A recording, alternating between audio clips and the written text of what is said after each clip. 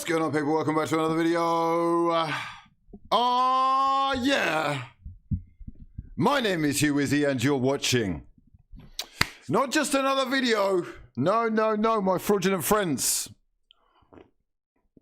Not just another video, but the latest of the late night fraudulencias. It's your fraud father himself, the lord of the frauds. Can I get a hashtag never wrong in the chat? Raise up your espresso emojis in unison with me and join me on this journey as we toast together to your mother. She is a special woman. Much love to your mother. I hope you're doing well. Gang in the building, I see you. My fraudulent friends, I hope you're looking after each other in these turbulent times. We're all we've got, people. Where are you watching from tonight? Let me know in the comments section. And if you do want to get involved tonight, of course, we have the exclusive phone-in. The internet's favourite late-night phone-in. So you know what to do. Get in the Discord, the links to which are in the description box below. Join the queue.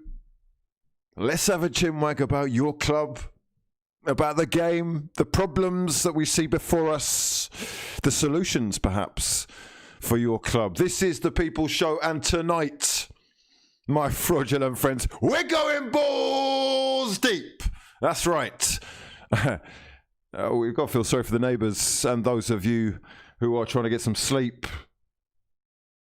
But tonight we will be leaving no stone unturned. We will be searching and hopefully finding the truth and exposing the fraudulence of the highest order.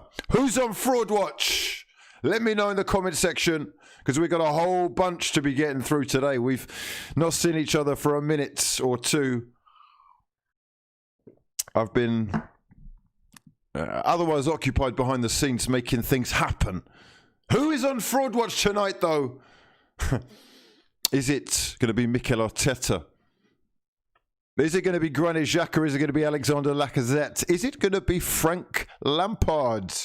There are questions that many a club's fan can be asking tonight. Exercise those freeloading fraudulent thumbs as we proceed to give you what you need in this edition of Late Night Fraudulencia. Tonight, we do indeed have so much to be getting through, including Borussia Dortmund sacking their manager after a heavy defeat to Stuttgart and apparently having Marco Rose lined up. Arsenal in 15th place in the Premier League, losing to Burnley. Arteta defending Xhaka, and both of them still in a job. Fulham with a huge draw against Liverpool, just 5 points behind Arsenal now. Sensational scenes. They are actually relegation rivals, Fulham and Arsenal. Spurs slipping up. Big point for Crystal Palace. 2 dropped for Spurs and 2 dropped for Liverpool as well. That sees them both in the same position that they were in before the game. Manchester United crashing out of the Champions League. We've still got to talk about that, baby. Oh, we still got to talk about that, baby.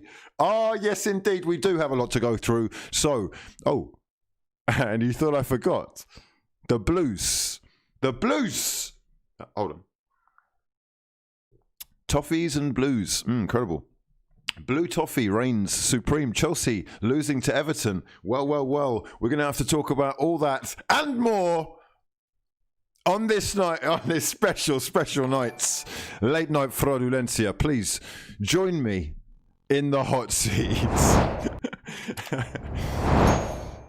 As I say, we are going to start tonight's episode by just saying hello to everybody in the chat. I hope you are all doing well. Let me prioritize Mohammed Mustafa, you absolute certified fraud gang-a-lang member. You are the biggest fraud of them all. Much love to DJ in the chat. Thank you so much, bro, for everything that you do. You are hugely appreciated. If you do want help tonight, getting on the call, getting in the phone-in show, all you got to do is get in the Discord. The links are in the description box below. to involve yourself, you're going to need to queue up, right, with the rest of the frauds that are in there. I'm sure DJ or other moderators will help you on your way. Let me say hello to Asfar Malik, Muhammad Malik as well. Are they the Malik brothers? The Malik twins, dropping it like it's hot. Late night on Sunday. Incredible. Monday morning blues incoming. Finley Moore says, Hugh, would you rather Spurs win the title but Arsenal stay up, or witness Arsenal get relegated? Well, well, well. Arsenal getting relegated, and we are going to move to that imminently. Don't worry yourselves. I see you, everybody in Stoke. I see the Bayern Munich gang. I see Houston, Texas. I see plenty of massive frauds in the building. You are all massively appreciated, and I hope you are ready. Strap in. It's going to be an absolute cracker. You're joining me late for this, well, this detailed talk about football, and we are going to start with some international news tonight, in that Borussia Dortmund have sacked Lucien Favre, the Borussia Dortmund manager. Incredible scenes of unglorious emotion. They've sacked him after a crushing 5-1 defeat to Stuttgart. Now, you know, some of you are going to be thinking, why is he talking about the Bundesliga? I don't really care about the Bundesliga. Bundesliga is a sensational league, very entertaining stuff. And my fraudulent friends, it just so happens that I've taken a little interest in Stuttgart since Sven Mislintat was made sporting director at said German club, overseeing all the transfers and bringing in some very exciting talents, one of which I particularly have my eye on. He has quite an interesting story to him and was plucked from the other side in Paris FC, for about £7 million, just over £7 million, I believe. And he has been making a real impact there, playing in all kinds of positions. And looking like he may well be yet another of Sven Mislintat's superb clients, let's say. Now, obviously, his purpose, Sven Mislintat, is to, you know, oversee a recruitment, to bring in the talent, to shape the direction of the club. And this is, of course, a club who, you know, right now are, I believe, 6th in the Bundesliga after getting promoted. No, they're 7th in the Bundesliga after getting promoted, and that in itself is not a bad achievement so far. Now, again, you may be asking, what has this got to do with Arsenal Football Club? Well, we have to think about this in, I guess, parts, because it just so happens that Unai Emery, who definitely struggled at Arsenal, has had somewhat of a renaissance at Villarreal, and actually has them in 3rd place, I believe, in La Liga. Now, I'm just going to confirm that with an updated look at the table. They're in 4th in La Liga. So just to show you the proof, there is the Villarreal side. Villarreal side who have lost once in 13 games. Okay, we're starting to put the pieces together as to why we're talking about this. We've got a Stuttgart side who've just been promoted, who've lost twice in 11 games. They're 7th in the league, and they're bringing in some talents which I'm telling you, with the naked eye, are passing the test of not only being quality, but also potentially true Ballers FC squadron members. I'm talking the likes of Koulibaly. I'm talking the likes of Silas, amongst others. He's taken Mavropanos with him, and I've got to be honest with you, lads. I'm looking at this right here. This is probably the tipping point for Lucien Favre, who has been on the end of an absolute pasting. And you can actually see two of my boys in here, and they are my boys. These are my dons, yeah, real dons. Okay, Silas, Koulibaly, and they get the business done. They are an exciting team to watch. They are scoring a lot of goals, and they actually say, as he says it here, these boys are so committed and enjoy every game in the Bundesliga for Stuttgart. They are fun and exciting to watch. Now, fun and exciting are not two words that I am kind of associating with Arsenal Football Club right now. Yet, this is, of course, the man who we let go. So let's get this straight then. Okay, let's get this straight. There he is, Sven, who has brought in the talent as it is his job to do so, guiding Stuttgart to 6th, much in the same way as Unai Emery is guiding Villarreal to 4th in the league. Much in the same way as Gazidis has guided Milan to the top of Serie A. Shall we have further confirmation of that as well, please, if possible? Serie A, top of the bloody table. 11 games in, no defeats. So let me get this straight. While Arsenal Football Club are sitting pretty in 15th, and I repeat, Arsenal Football Club in 15th in the Premier League table, Emery has Villarreal in 3rd. Yeah? Mislintat has Stuttgart smashing Bayern, Borussia Dortmund 5-1 at home. Bearing in mind, this is a Borussia Dortmund side who just topped their Champions League group. This is why we are now going to connect the dots, because when Arsenal got rid of Sven Mislintat, we handed the reins to one Raul Sanllehi, who, as far as I know, is currently unemployed. And when I say unemployed, as in no one was in a rush to sign this Don up, right? Okay, so let me ask you this. Knowing all this, with all this new information, and with new information, we must reassess. Yeah? With new information, we must make re-informed decisions. With all this information, do you actually trust that Arsenal Football Club, that the board, that Stan himself can get this one right? Do you have any faith that they actually have any intention of fixing or changing anything? Dortmund, top of their Champions League group, 5th in the table, and they have acted, right? They have acted swiftly, probably knowing that Marco Rose is very, he's highly sought after manager. What are Arsenal doing right now? That is my question to you. Is this the actions? Are these the actions of a big club? And the answer is quite simply no, my friends. These are not the actions of a big club, because big clubs, Dortmund have finished, I believe, 2nd in Bundesliga in the last 2 seasons. He's finished 2nd twice.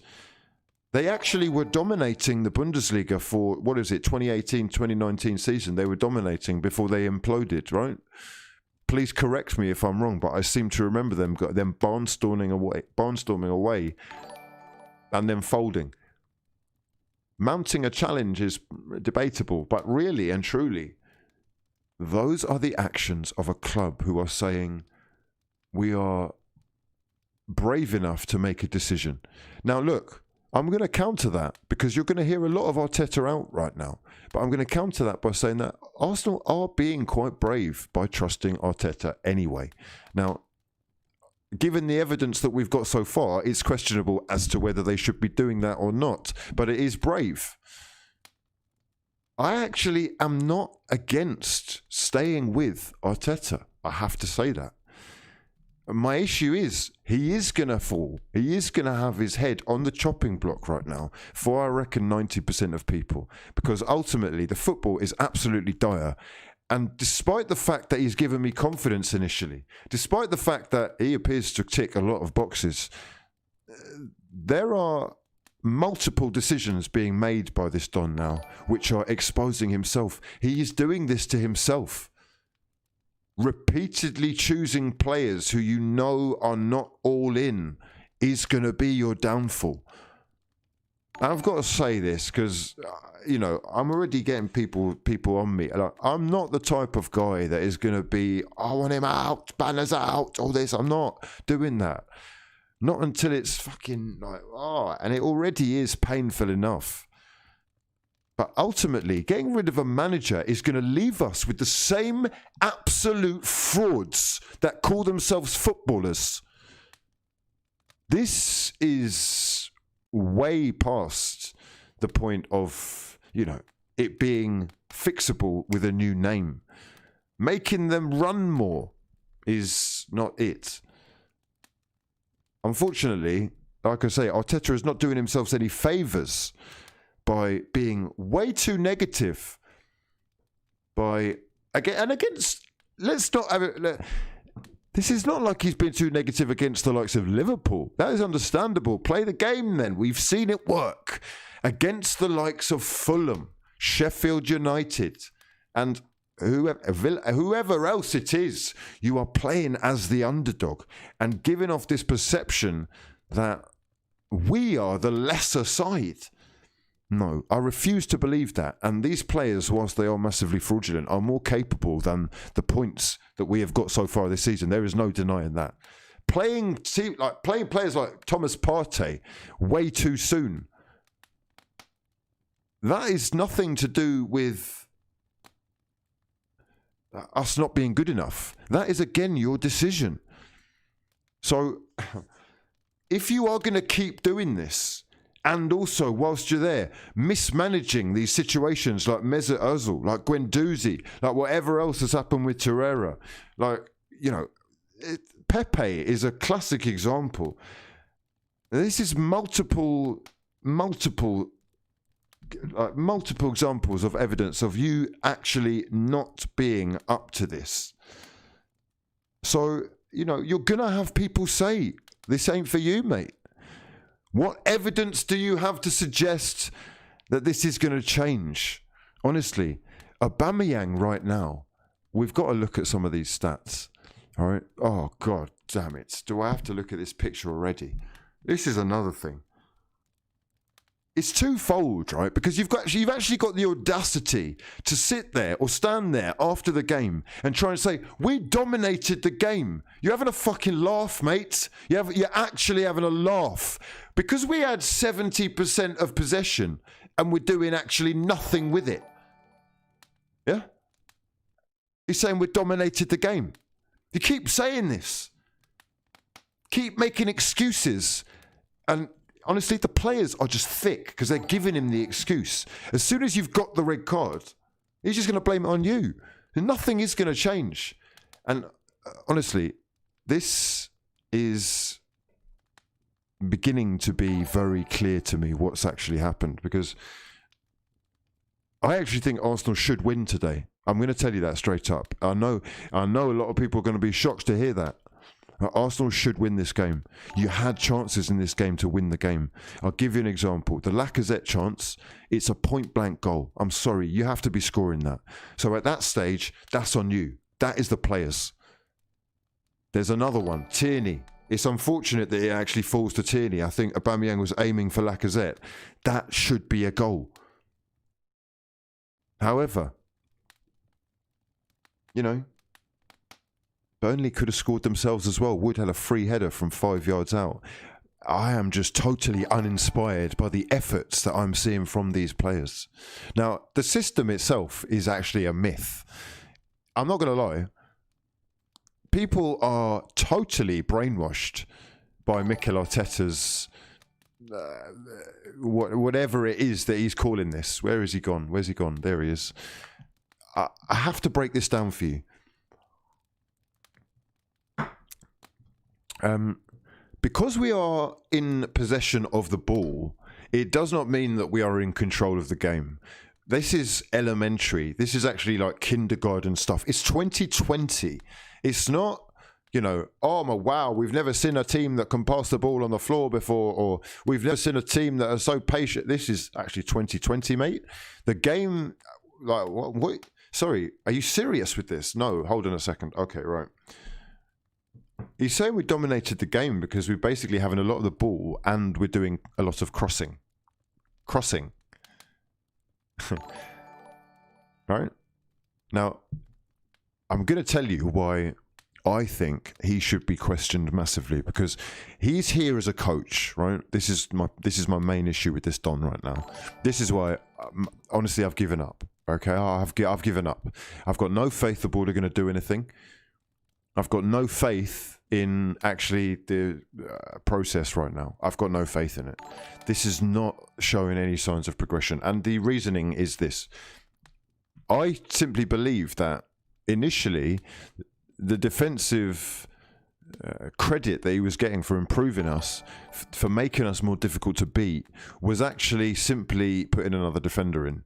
Now, you're going to laugh at this, but when I watch them, they are more often than not in creating what is essentially a back five. Now, that is fine.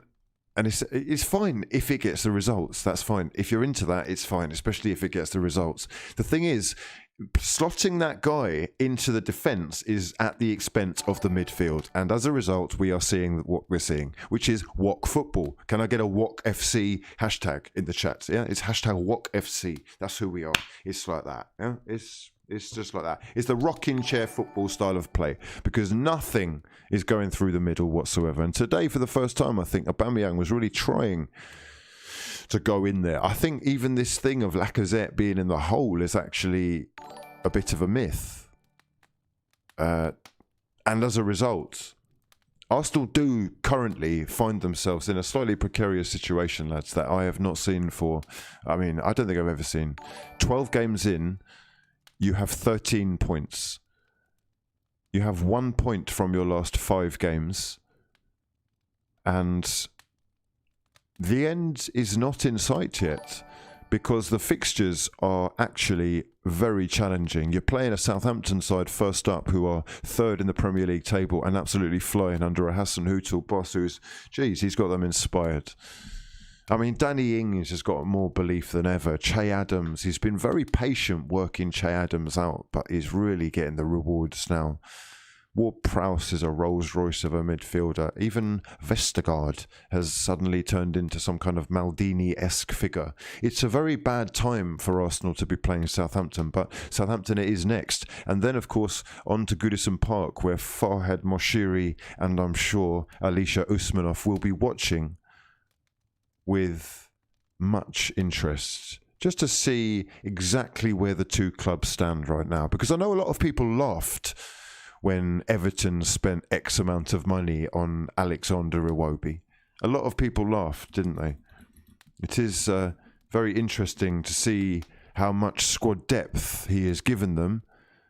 It is beautiful to see how he has progressed and continues to impress. He's not everyone's cup of tea, and I'm not trying to say that he is a game changer, but look, for example, he could more often than not fill in a gap in that number 10 role for Arsenal. I saw him do it for the under-19s plenty. Anyway, regardless, the ambitions of both of these clubs are being tested right now. One of them is genuinely trying to make a case for Champions League football, and t'other is genuinely in a relegation battle. Arsenal are currently 5 points behind Fulham. Now, sorry, ahead of Fulham. Fulham, yes, West London's very own Riverside team. You look outside of their stadium, there are cows outside. Genuinely, there's cows outside the stadium. Okay? Wooden seats from the fucking 20s or whatever. Beautiful. Craven. Beautiful scenes. Everton, I mean, they've beaten Chelsea today. Let's just have a little word about Everton, shall we? Well. If you are new to the stream, much love to your mother for getting involved. You are a beautiful, beautiful fraud. If you are looking for a follow, I'm going to be following 5 Lucky Frauds in about 5 minutes. If you want that love, you just got to retweet the pinned tweet on my Twitter. We'll be visiting that very shortly. Talk to me as well. We are going to be doing our phone-in section very shortly, okay? Don't worry yourselves. I haven't forgotten about the frauds in the super chats as well. Let's just have a brief little hello to all of you. Patrick Vargas says, I want to laugh, I really do, but I genuinely feel I don't know Arsenal anymore. Where do Arsenal go now? Where do Arsenal go? Possibly to the Championship. This is a genuine possibility. Arsenal are actually the only club that I can think of that could possibly they could entertain the idea at least of playing Champions League football in the Championship. I mean, I'm blown away by how bad we have become. And this stems from the very top. It really does. This is filtering down all the way to the pitch. But honestly, this is about the decisions that have been made at the very top. Plenty of change we've seen at this club recently. We're going to talk about plenty. Right? Patrick, thanks for getting involved. Tom Snack says, imagine being a Saliba. He's done nothing wrong. He can't play. And also Pepe, who's now watching his manager giving different reasons for the same mistakes. Should we talk about Granit Xhaka's performance? Should we talk about William Saliba, who has claimed that he's been locked up at Arsenal on Instagram, much in the same way as Guendouzi has? Huge thank you to everyone who has subscribed to the channel. I see you all. I will be mentioning plenty of names, giving shout outs, but I have to prioritise the super chatters. Let's just briefly mention William Saliba, who is, I mean, he's been frozen out of this club, hasn't he? Granit Xhaka, let in. Amazing. Here we have a young sensation. At least this is what we've been told. A young sensation worth £30 million. They called him the Mbappe of centre-backs. This is him on Instagram. Let's just make sure that you can see this. You can't actually see that. I'll just swing over here for you so you can. This is from William Saliba. Now, you can see Nicola Pepe responding to his fire emojis with toi. C'est ça ton problème. Tu commentes tout. No, tu commentes tout partout. Basically, this is your problem. You comment on everything. Now, William Saliba has actually responded lower down here, excuse my French, saying merde. Now, I think that's like S-H-I-T. J'envoie la force au frérot qui éteint au capla avec moi. Basically, he is locked up together with his brother, right? Now, his brother he's talking about, and the response is to a Matteo Guendouzi tweet, Instagram post, which is, of course, from Guendouzi's sensational goal for Hertha Berlin the other day, curled in, and he looks like he sent a message, Guendouzi, to Arsenal, not only in scoring the goal, but just in the way that he is controlling games right now. He has been very impressive. I have to say, it really is looking like a mistake so far, letting him go. I've been very impressed with the way that he is taken to his time out there. And he looks like he's maturing. Yeah, a sensational goal anyway. His celebration is potentially anyway a message. Now, the way that he was treated has certainly left a bitter taste in a lot of Arsenal fans' mouths. There is no denying that Granit Xhaka is almost certainly not going to get... Where has he gone? Xhaka, mate, you're not escaping me, mate. Where are you? Yeah, there you go. You're not escaping. He's certainly not getting the same treatment as Guendouzi, is he? It's a slightly different situation, granted. But is it any different from Nicola Pepe's situation? Did you feel that Granit Xhaka was thrown under the bus like Pepe? Is there consistency in Mikel Arteta's man management? Now, there have been reports of more sensational scenes at the club, right? And you're not going to believe some of the stuff that's coming out tonight. If you are new to the stream, please do smash the hell out of the like button. Let's get this to 3,000 likes. If we can get to 3,000 likes, we will stay on for a whole 2 hours show. We are going to come to your calls very, very shortly. There is, however, goodness me. There is, however, a war of attrition, apparently. There is a war between Mikel Arteta and someone else, another player at the club. And we are led to believe that this is a senior player at the club.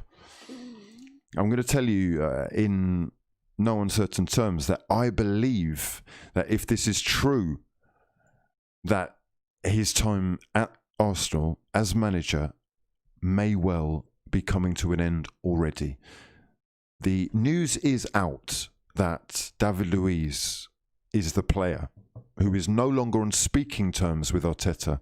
And Arteta has retaliated to the news that Dani Ceballos and David Luiz had that fight, that scuffle, by saying that he will destroy whoever was behind the leaks. And this has apparently led to some players completely mistrusting him. Now, if Arteta is no longer on speaking terms with David Luiz, if the mood amongst the players and the manager already is bad enough, but if he is going to have lost the Ozil camp, and let's say that the Ozil camp is the likes of Mustafi and Kolasinac, maybe even Granit Xhaka as well.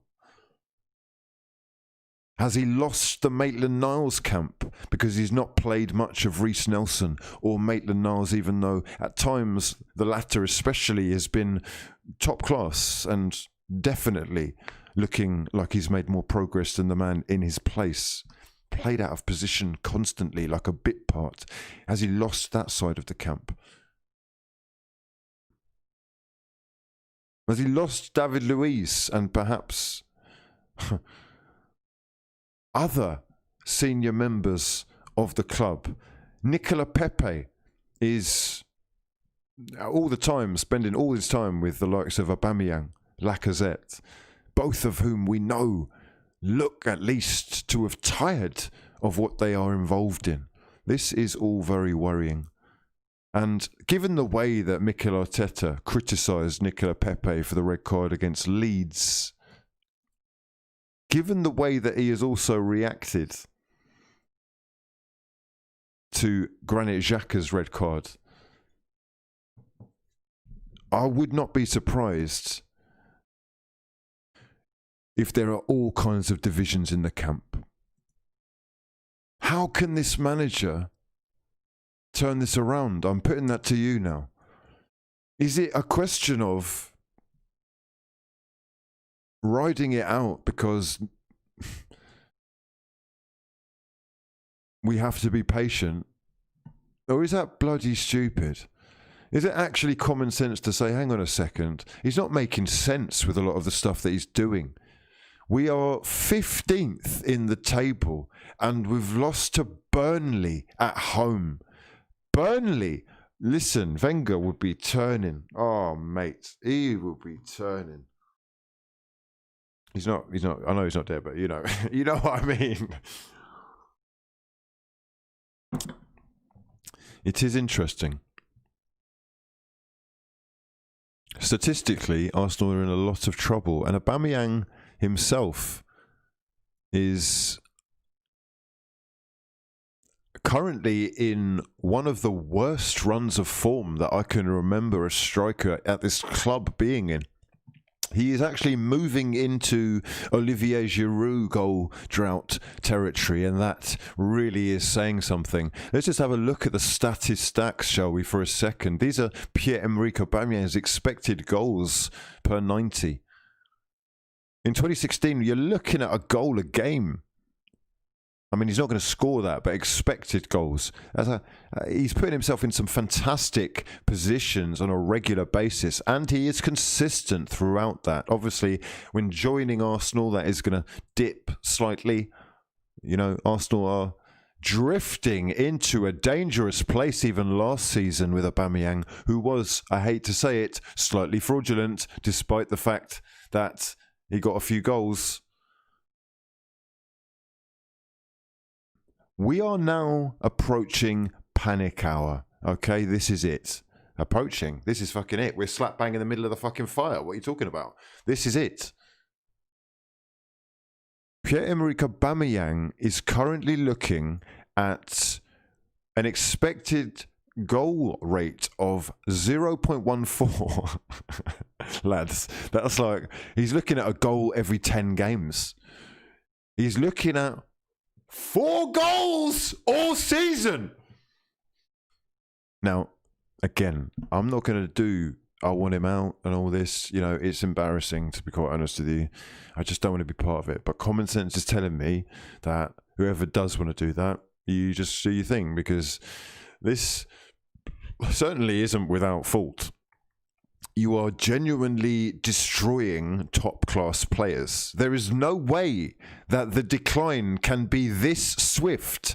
No, you have halved his statistical, you have halved his ability. You have fucking courted it. Oh, what have you done? Gee whiz. Listen. Much love to everyone who is in the stream. It is sad times to be an Arsenal fan, but beautiful times to be a football fan and involved in watching one of the most entertaining Premier League seasons for quite some time. Anyone could be anyone. And, you know, not everyone is massively impressed with what they're seeing, as you can see here. In fact, today, even though there were Arsenal fans allowed into the game, and there were a couple of thousand, I believe, I saw plenty of empty seats. And I mean plenty of empty seats. And that means that there are people who have genuinely put their hand up, entered a ballot, right? They've gone out of their way to enter a ballot. They've won the ballot. Lucky. It should be a blessing going to watch your football club, right? They've won the ballot. They've paid out of their own pocket. And somewhere along the line, they've decided, you know what? Fuck that. I know I'm out of pocket, but I would rather be out of pocket and not have to go and watch that. Sitting in the freezing cold. December. Yeah? 9 o'clock at night. Pissing it down with rain. Losing to Burnley at home. I mean, look, I've sinned bad. This is really bad. Meanwhile, indeed, Everton beating Chelsea Football Club. Let's talk about it. Let's go through your comments as well. Much love to everyone who is in the stream. If you are new round here, please do subscribe to the channel. It is much appreciated. You are making the channel what it is. I want to say a massive shout out to Asfar Malik, the newest member of the Fraud Gang Members Club. My son, my actual son. Joe Parmenter says, big up you massive fraud, Hugh. Joe, you are certified Fraud Gang member. Much love to your mother. DJC Drums says, have you ever considered that the Ethiopian coffee bean might in fact be a more elite bean than the Nicaraguan? The Nicaraguan is not actually the most elite of beans, I have to tell you. We will do a bean breakdown if you would like that. But the Nicaraguan is up there. It's not the best, if you ask me. Plenty of other beans available. And we will do a review of my favourite beans. PS Addict says, club statement tomorrow or this week? You're having a laugh. You think Arsenal are going to do that? Listen, if Arsenal acts like that, that is the movements of a big club, okay? What I would say is Arsenal are not a big club anymore, and I wouldn't be surprised to see them stay the path. I wouldn't be surprised to see Mikel Arteta still in a job and given more money. I think that this is actually something that the board will be desperate to make work. I really do believe that. They've put their neck on the line by getting rid of Mislintat, by getting rid of Sanyehi, by giving Edu more power, by giving Mikel Arteta the reins completely. There is a real belief that Mikel Arteta can actually get this done, that he is, truly someone to believe in. I have to stress to you, there are people that really do believe that he is, the second coming and all this. But the fact of the matter is that we are basing that on nothing. And whilst the FA Cup performances were fantastic, the Community Shield even, it's a great win. It's much like Emery, and that in itself is worrying. I thought we were blessed to have someone with true communication skills. He speaks about 5 languages, incredible. Unfortunately, much like Emery, the football itself has to take priority. Now, I've told you it's such a complex issue with Arsenal. It's much like Manchester United. Blaming Ole Gunnar Solskjaer is actually a little bit pointless, because ultimately there are other people who are responsible for decisions that are having a huge effect on, whether or not they can rise to be even close to challenging. Never mind being the clubs in the positions that they were once upon a time, which it is never going to happen again. I hate to tell you this, but football has just changed so much. Arteta and Arsenal right now are in grave danger of actually being relegated. Let's just think about that for a second. Let that stew. Colorado Guna says, would you cap Tierney or Gabriel now? I would cap Gabriel, definitely. Tierney's crossing is a little bit aimless for me sometimes. I just don't see the point in just, don't get me wrong, I love his work ethic. Gabriel's been our best player. He also says, Colorado Guna says, love Aubameyang's happy demeanour, but we need a dick at captain. Henderson isn't close to being the best player on the field for Liverpool, but he is integral as captain. We are going through all your chats. Now is your moment if you want to get involved in that.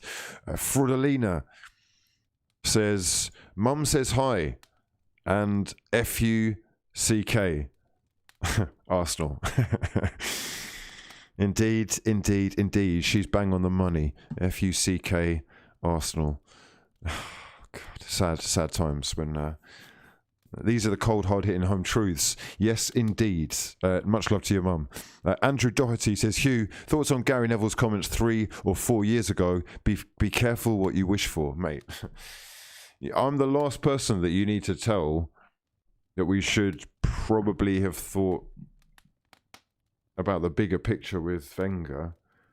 That is not to say that Arsenal couldn't have chosen the next coach more wisely. They really did throw their all in with a manager who had been ridiculed, He had been part of one of the most humiliating defeats in the history of football, like the whole sport. So, could he handle big characters, There were plenty of things that really Arsenal fans were not going to allow Emery to get away with. The expectations are high. The expectations, though, look totally unrealistic when you put it into perspective now, don't they? That much has to be said. What do I think about his comments? Gary Neville is an interesting one. He's an interesting one. Everyone, has their opinions, and I think it's actually a fantastic example of how you don't need to be successful in, say, management to have a real voice and set the narrative on, what works and what doesn't. This is why, as far as I'm concerned, he is, as right as he is wrong. As right as he is wrong. I really do think a lot of the time he says what people want to hear, but ultimately,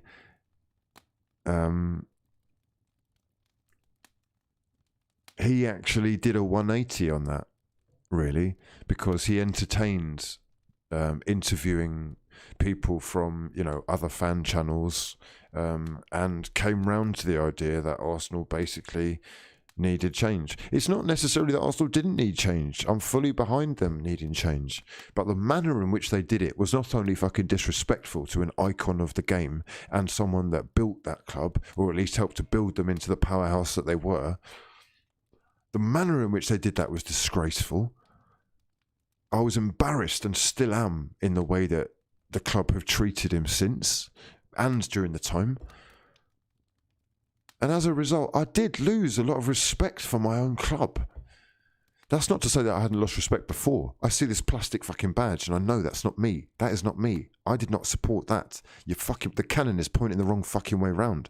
You're taking the mick out of me, telling me that that is us. It's not. That's someone else. That is someone else's painted picture, kindergarten fucking 8-year-old's idea of what my club is. Like some fucking NFL stadium thing. What's this? No. This, Don, is the problem. This is why, even now, I will say, Arteta, I'm sorry that this has happened to you. You've been brave enough to choose us. It's a shame. It's looking like a real shame. Because this, Don, is the problem. You are actually the problem. And people can throw at me, Arsenal have spent money. We haven't spent money properly, and he is responsible for the people that are actually entrusted with what we do with said money. And if you can't see, or you don't have people on your fucking neck that are, on your team that are capable of spotting the talent or spotting talents of a man like Sven Mislintat, then your people aren't good enough, and that is your business being affected. So ultimately it's you that needs questioning, and this is why you can't hide behind their fucking black shades with me, mate. I see right through you. This man is a money-making machine. His family are one of the most wealthy, powerful in the world, and he is more than capable of, at the drop of a hat, turning the fortunes of this club around by completely flushing out what is old, what doesn't work, and what cannot be trusted, even by doing full investigations. Is he going to do that? Is he? Fuck. None of his clubs, none of his sides have any record of success, barring, I believe, the new NFL side. And I'm not even totally sure that they went all the way. These Dons. I think they went all the way and lost. I'm not 100% sure. Do you know what? I'm really sorry to anyone that's from there, right? But I hope you lost. I hope you lost. I hope you suffered in the final as well. I hope it was the Champions League Super Bowl final. Because what you're doing to us now is like some kind of scientific experiment just to see how much an Arsenal fan can take. You're the problem. You fucking fraud. Anyway, here we go. Mohammed Malik says, Don Raul effed us, mate. The signings and the contract extensions since he took over have all been a disaster. Don Raul is gone. And perhaps there is a lot of work that has to be done behind the scenes that he was responsible for. Who knows what kind of dodginess they've been involved in. Don Raul. Our knock is different. Do you remember that? Bloody hell. Our knock is different. Yeah, it's really different. It's fucking 15th. Number fucking 15. That's our knock. Knock 15 times and we might actually turn up. Likely it is. We won't though. Mikel Arteta. Under pressure. He's under pressure. How is he not? What is going on here? Someone, talk to me. We're going to be talking to the fans very shortly. This is, of course, your show. If you are tuned in and new to the stream, please do subscribe to the channel. It is much appreciated. We've already talked about how Dortmund have sacked Lucien Favre after a 5-1 defeat to Stuttgart. Stuttgart, of course, who are being guided into the top half, 7th, 6th even, of the Bundesliga, with some sensational signings, the recruitment of which Sven Mislintat is responsible for. Silas, my boy, please note this down. If you don't know already, this is one for the future, for the now. He is more than capable of playing at right back, right wing, or even up front. He could play anywhere as far as I'm concerned. A real find. £7 million and There is a story behind this guy as well that I just want to touch on. He's from the Democratic Republic of Congo. You know, I know we've got a global fraud gang in the building. Perhaps someone who is a Bundesliga fan can tell us the truth behind this one, because this is actually something that could go on fraud scene investigation. There is some dispute as to whether or not this is the same person that left Congo, and in particular a Congolese club, without said club being compensated. And now that he has turned up in Europe, having played for Paris FC, who have actually been taken over by someone with a fair whack of coins behind them, and could well be promoted this season. I think they're in second place. Anyway, he's moved to Paris FC, and reportedly the Congolese club now wants some money because he's doing big things. Obviously, when people start to do big things, you know, people come a-calling. However, people haven't been paid, and the Congolese passports that involve this guy are under some dispute. Now, this has been brushed under the carpet. You might not hear a lot about it, but if this guy does make it big, I'm sure that it will get some traction. He's very exciting anyway, and he's, like I say, one of a number of exciting signings that Mistintat has brought in. Silas, Philip Forster, even a lot of people wouldn't have trusted that. He's also brought in Tanguy Koulibaly, an 18-year-old from PSG under 19, who is absolutely flying and built differently. They've got a lot of potential, this lot, and that was last season's signings. Let's have a look at this season's signings. I believe that Konstantinos Mavropanos there, Arsenal fans will remember him. He has been doing more than fine, and there will be more true ballers who appear from Sven's incomings. That much is for sure. Let's move it on. We are going to move it on.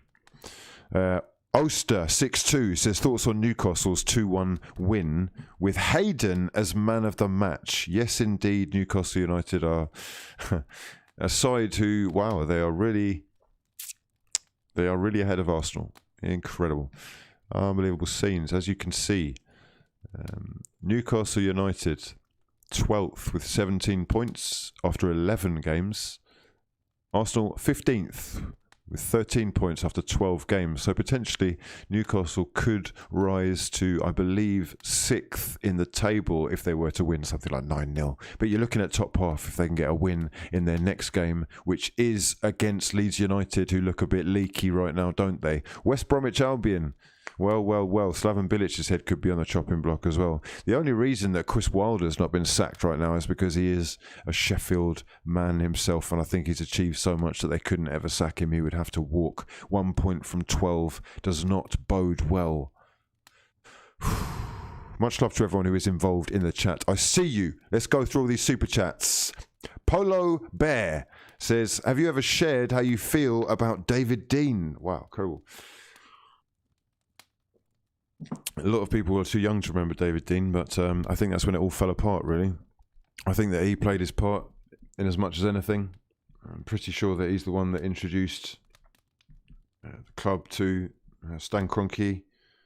And, you know, there are certain shareholders that certainly have to take a responsibility for what has happened to the club now. It's totally gone. We are out of control, and he is, you know, I would say the word is untouchable. This is great, isn't it? This is great. Do you like this? Do you like this? It's amazing. I watched this video, and if anyone doesn't know, this is an advert that Arsenal ran, I think the day before yesterday. It was on the 10th. It's a few days ago, for a retro range of clothes. And you know, I'm not exaggerating when I say this, but when I watched this video, I thought, wow, bravo, lads, bravo. That was genuinely the best thing that I have seen Arsenal do this season. The video is top class with beautiful editing, fantastic cut scenes with players and models and, you know, legends of Arsenal in both animated form, cartoon form, and also real life. It is a beautiful video, and I encourage you, especially if you're a fan of the rap god that is Cass is Dead. It's a real treat. I cannot believe that whoever made that either isn't Cass himself or someone that is just a massive Cass fan, because it is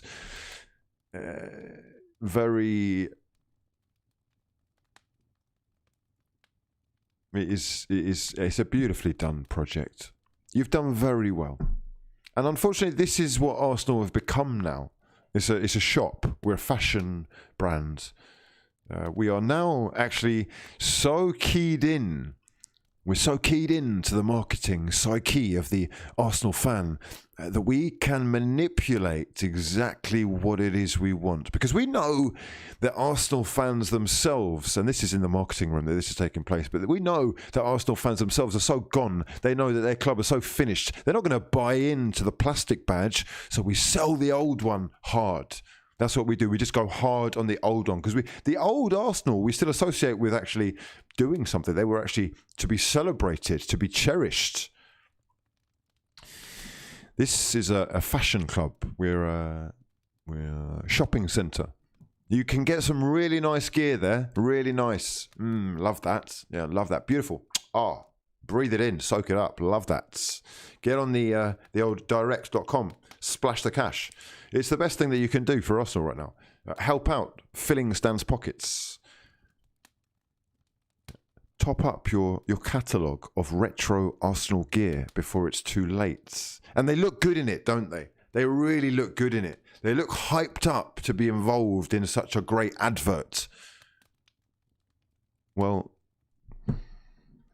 it's a shame that the actual football club that this retro fashion brand seems to represent is absolutely dire.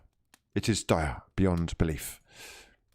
We have also got other football to talk about, though, and we are going to move our conversation on. Chelsea Football Club. Yes, indeed. Chelsea. Well. Carlo Ancelotti and Frank Lampard. Now, let's talk about Chelsea Football Club and their wins this season. They have been quite impressive wins, haven't they? Burnley. Something Arsenal couldn't do. They've tidied up Leeds United, Sheffield United, Newcastle United, Crystal Palace and Brighton. They've actually struggled against the so-called big teams. Now, Southampton have moved into third in the league. Everton, who've put together beautiful balance in that side and have been able, under Ancelotti, to tap into his extensive contacts list. I really do like their midfield.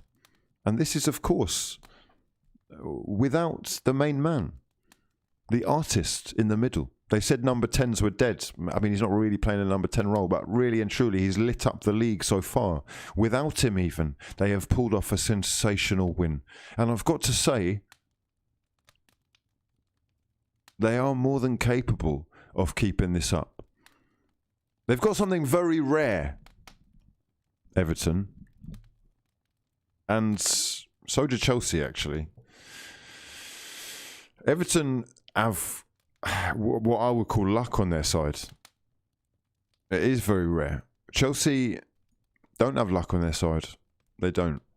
But what Chelsea do have is such good players that more often than not, they're going to win games like today.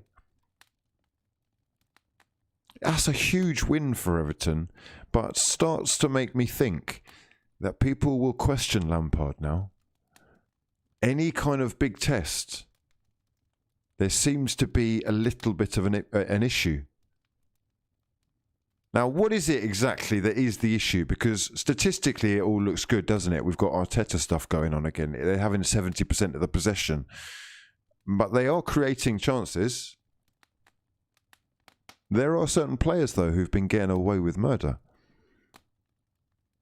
It's time to expose those frauds. I would love to hear from Chelsea fans about Kai Havertz.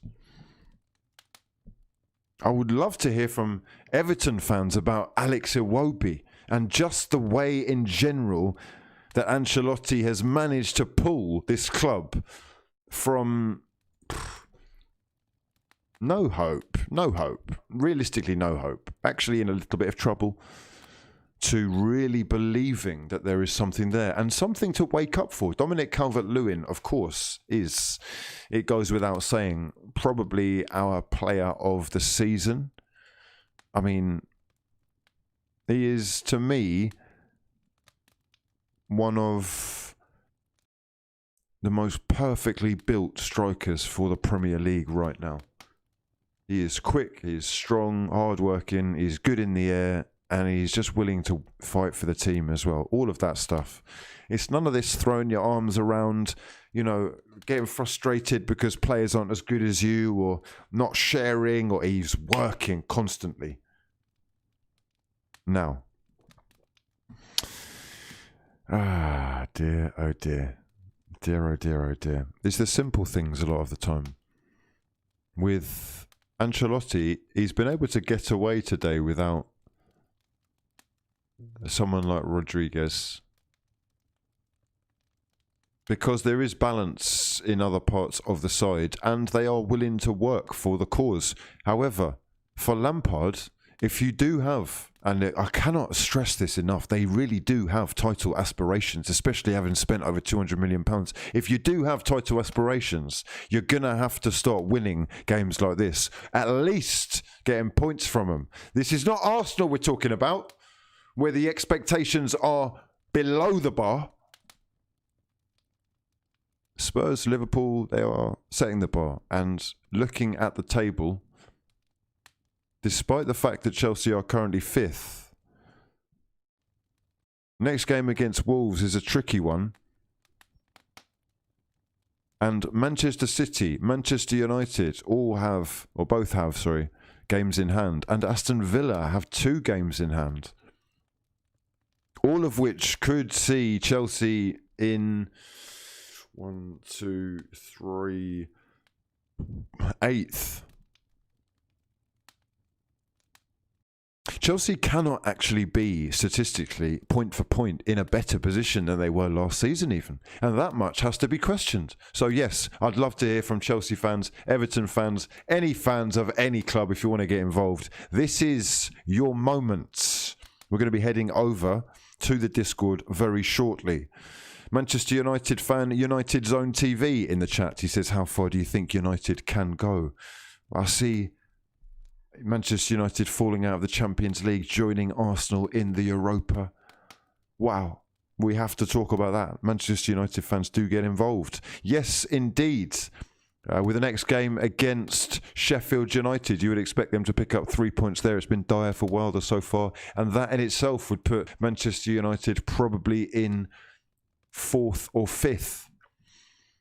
Is there any need to panic, or are they capable of actually mounting some kind of pressure on at least the top 4? Champions League football is not out of the question. Neither is a title for Manchester City. They may well be 6 points behind Spurs. A win, their game in hand against West Brom, should be expected. That would put them within 3 points. It's not over. Make no mistake about it. We've got an exciting season ahead of us. We've got a huge list in the call queue. And where are we going to start tonight? We are going to start probably talking about Mikel Arteta. I would not be surprised if Mikel Arteta is flavour of the evening. If you do want to get involved, all you got to do is join the Discord, the links to which are in the description box below. Tyler Michael says, the American Gooners are down to ride, organise, create change, Kroenke out. Hallow says me, says, Hugh, have you heard Patrice Evra's comments about the Thierry Henry not being able to watch Arsenal when Xhaka was captain? Much love to you, bro. Okay, let's just go over this for a second. He is referring to a tweet a quote, which I have here in tweet form, from Patrice Evra to Sky Sports. This is said tweet. Patrice Evra to Sky Sports saying, Thierry Henry, one day he invited me to his house to watch Arsenal. He turned on the TV. The first image he saw on the screen was Xhaka leading Arsenal. Thierry Henry turned off the TV. He said, I can't watch my team and Xhaka being the captain. I mean, this is, for a start, this is actually massively disrespectful. But if that is the case, then we really do have to discuss what Granit Xhaka is doing in the Arsenal team. If Thierry Henry is actually seeing Granit Xhaka on the pitch and turning off his TV, I am inclined to believe that Thierry Henry he's a real Arsenal fan, isn't he? He's a real Arsenal fan. He's suffering, and we are done suffering. We have been told to F off. That is not acceptable behaviour. Do you think that Thierry Henry, who... Listen to this, right? Do you remember this? Let me just search for this. Hold on. Some of you may well remember Manchester United were linked with Benoit Badiachil, Monaco defender, who Thierry Henry quite famously now stopped in a pre-match press conference, stopped as he was leaving because he didn't tuck his chair in. Okay, so they were both leaving. Benoit has walked off without tucking his chair in, and Thierry Henry looked at him. You know the look that your dad or your uncle or your elder, your elder gives you the look. The look is like, it's like, sorry, what are you doing? No, that doesn't work. That's not how we do things around here. That's the look, okay? The look is not something that you want. Now,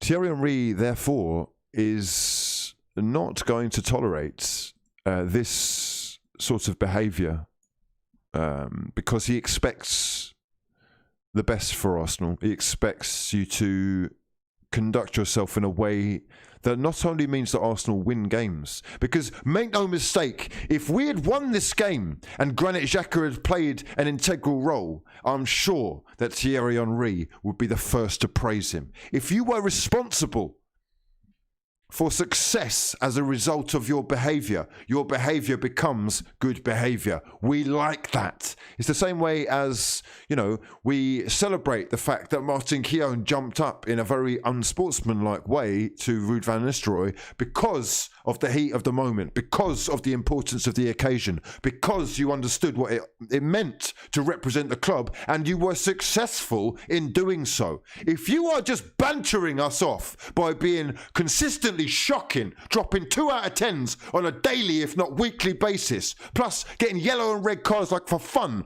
I genuinely actually started to bet on this guy getting yellow cards.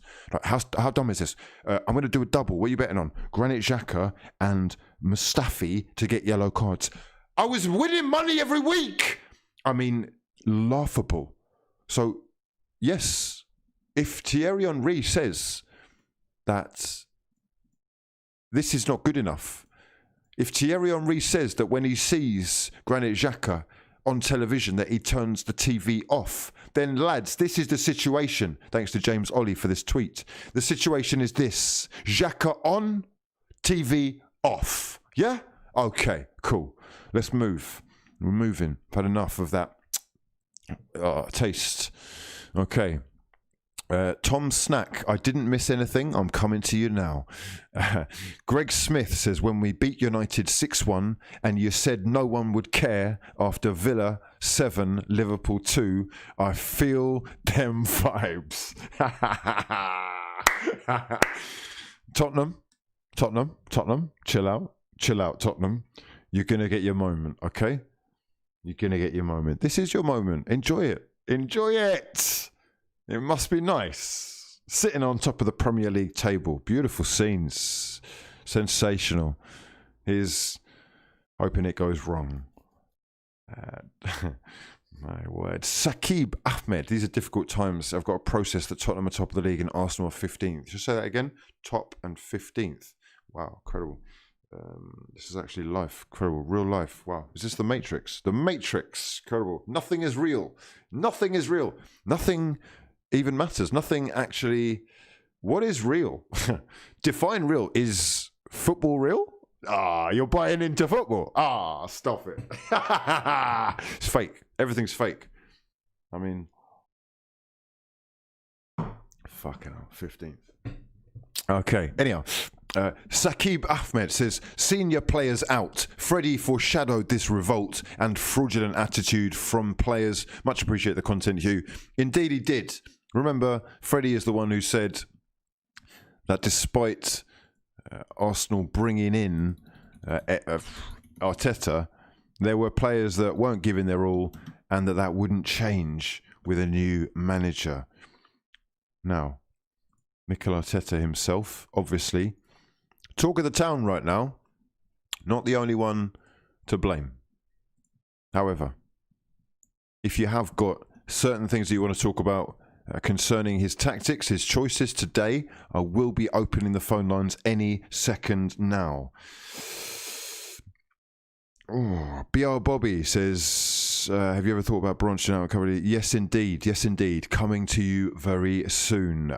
Stay posted, BR Bobby. Thanks for getting involved. The Blue Boys Network. Yes, why not? If you DM me, we'll sort something out. James Whitehorn says, if the definition of madness is doing the same thing repeatedly and expecting different results, it isn't. Stop saying that. Whoever's told you that that is the definition of insanity, as I think you mean to say, they're talking nonsense. Please look it up. The definition of insanity is not doing the same thing repeatedly and expecting different results. This is a myth that has somehow found its way into our vernacular. It is actually a lot of nonsense, that definition, and I find it very irritating. Okay, insanity is something slightly different. The definition of insanity is not, I repeat, doing the same thing repeatedly. And no, Einstein did not say that. It's a fake quote, fake news. Just breaking it for their ass, okay? Tom Snack says, imagine being Saliba, have done nothing wrong and still can't play. Pepe watching his manager given different treatment for the same mistakes. Jack Hussey says, I love being a Southampton fan. Good luck in the next game. Mr. Cardoza says, I would take relegation if it meant Kroenke would sell the club. It starts at the head and we need a guillotine to fix us. Random Man says the problems at Arsenal are bigger than Arteta, but even with that said, Arteta must go. We can't continue on this path. It's time to go. Indeed. Patrick Vargas says F in the chat for the Arsenal boys. Alpha T says at least next year Arsenal are in for a title, the championship. Jack McGuffey says, Mikel, stop hitting copy and paste every week. Get the frauds out and play the kids. Substituting a bit of quality for real passion and drive.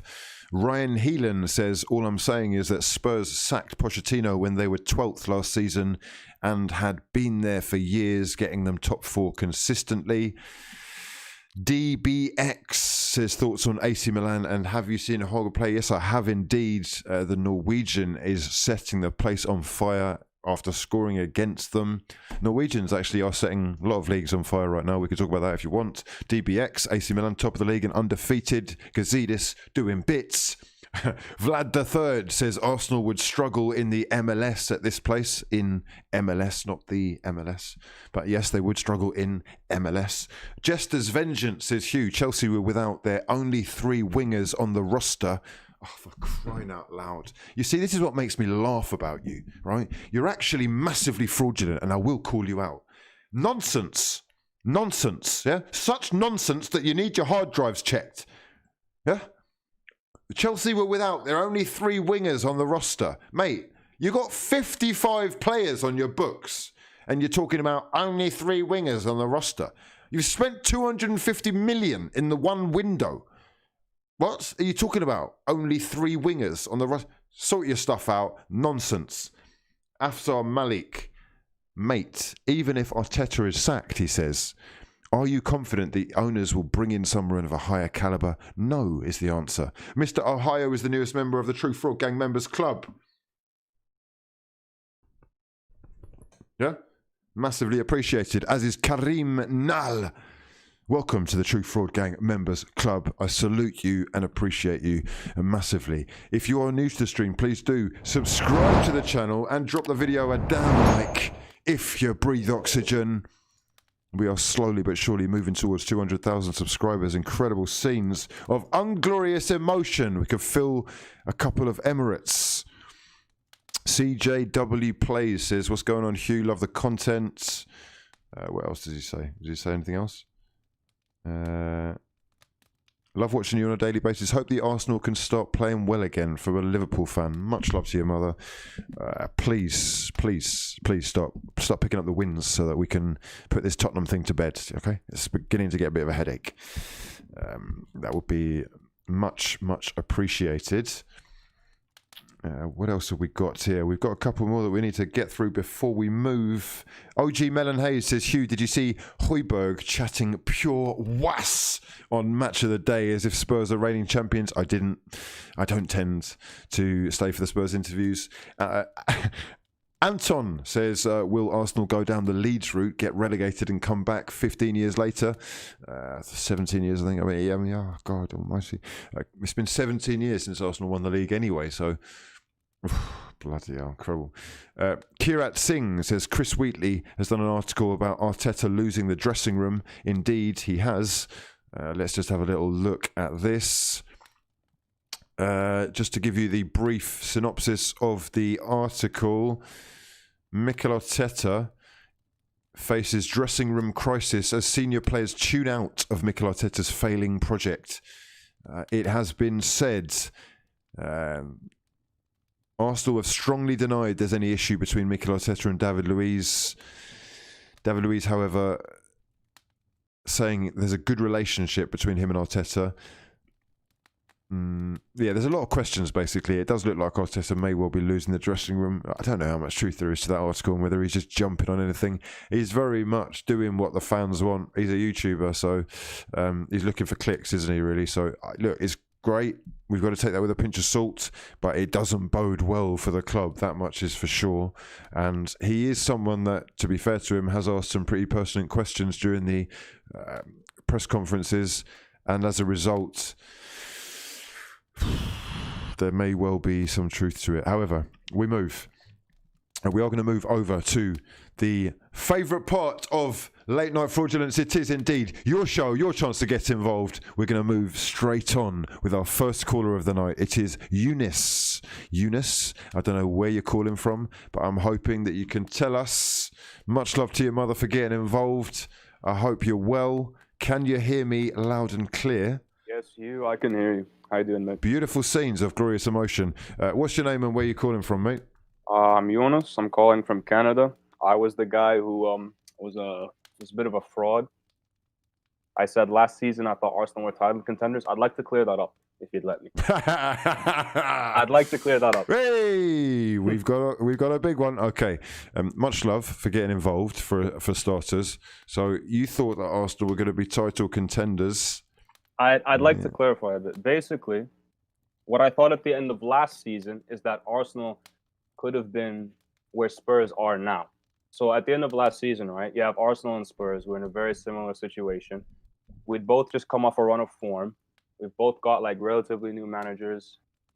And I thought that given the right investments, and if we back the manager, and if he actually has a tactical plan that works with those players, we could, we should probably be good for top four and who knows what else. And that's where Spurs are now, right? You see but we didn't do any of that. We didn't back the manager. We didn't buy the players he wanted. And as a result, Arteta's been... Sorry to interject there. We didn't buy the players that he wanted. What do you mean? We bought Thomas Partey, who's the player that he wanted. He said he wanted Pablo Mari. He said he wanted Willian. Willian was his top target. I know that those words came out of his mouth. Willian is my top target. Oh, no, there's fraudulence both ways. Like, don't get me wrong. The manager is also, like, suffering from a bit of a lack of ambition, but the board are as well. And as a result, there's glaring holes in the team, right? you have mediocrity at every position, and it's just not good enough. See what Spurs did? Spurs did what an actual big club did, and I hate to say it. We've got to put the agendas aside here, right? Hard-hitting home truths. They backed Mourinho. They bought the players he wanted. Mourinho instilled his style of play, right? And now look where Spurs are. That's what happens when you have a well-run football club with ambitious owners and an ambitious manager. What we Okay. All right. I just look. Okay. Yeah. Right. All bias aside, Spurs are top of the league. Let's not jump. Let's not jump right now. Let's not jump overboard. Okay? I'm not jumping overboard. I'm just saying, look at where they are last season and look at where they are now. We should have been making that type of jump or somewhere near that. Do you agree? No, I don't agree. Why is that? No. Because Spurs have finished last season. They were like 8 Spurs have sacked their manager, right? Yeah. Despite the fact that he's got them to a Champions League final, a new stadium, huge expectations. They're actually in a lot of debt, Tottenham, a huge amount of debt. I think they've doubled down on their initial £300 or £600 million loan. They're in a lot of debt. And they have spent quite a lot of money. Now, if you're just talking about, Arsenal and Spurs, then in quite comparative terms, they've spent quite a lot of money. Similar amounts, I would say. How they've spent the money has been much more effective. That much is for sure. That's a good point. That's a very good point. There's really balance to the Tottenham side, where Arsenal, I don't know if they've actually thought about what they're doing when they're buying these players. I don't know that you spend £30 million on a centre-back and agree. don't play him in 2 years. Our signings have been poor at best. Well, if you just give me a minute, I'd like to go in on Arteta. You do your thing, mate. This is the people's show, and I expect those hard-hitting home truths. Yeah. The signings have been terrible. You know what? You know the moment I knew the season was done? It was the moment that I heard Willian's name linked with the club, right? Because you got a fan there who wants to get involved. Hold on. Who wants to get involved? What is it? Is that an Arsenal fan in the background? He sounds like he's upset. Oh, no, that's my little brother. I'm joking. Okay. The signings, mate, have been Thomas Partey. Yeah? You can't say that you wouldn't have wanted him. Signings. We've had Gabriel and Partey. Okay. So you didn't want Nicola Pepe then? You didn't want Pepe? Of course I wanted Pepe, but for that exorbitant amount of money and just to see him wasting away on the bench under 2 managers, that's no fault of his own. But we all know that Emery wanted Zaha. So for the board to bring in a player that the manager doesn't want and that the manager inevitably ends up not playing, what the hell kind of club is that? What kind of coherence is between the manager and the board and the actual framework of the club for that type of? Do you know what I'm trying to say? Right. It's a shambles. Look, what I would say is much more important in terms of what Arsenal have actually not done is Spurs, much in the same way as Liverpool have effectively been getting rid of the players that they don't want. Yes. The players that don't belong there. The players that aren't cutting it, that aren't pulling their weight. Whether that's someone that they can cash in on and make better moves for, or whether it's just something that they've decided that, okay, we've got to cut. No, you're absolutely right. That was, for me, the main issue with the transfer window. It wasn't even that we didn't get a creative mid or anything. I saw people who gave the transfer window 8 out of 10, 7 out of 10s. Are you kidding me? We sold nobody. We got rid of our best keeper, and we signed 2 good players. Mustafi is still at the club. Kolasinac is still at the club. Xhaka is still at the club. We'd extended Ceballos, who, is showing how mediocre he is. It was just an absolute shambles. And to sign Willian as well. Willian, man. What kind of ambition does that show when you're signing a 32-year-old man? He's past his prime. He is another Chelsea reject. Why are we signing him? What does he actually add to the club? And obviously we see now he adds nothing. He plays fucking hell.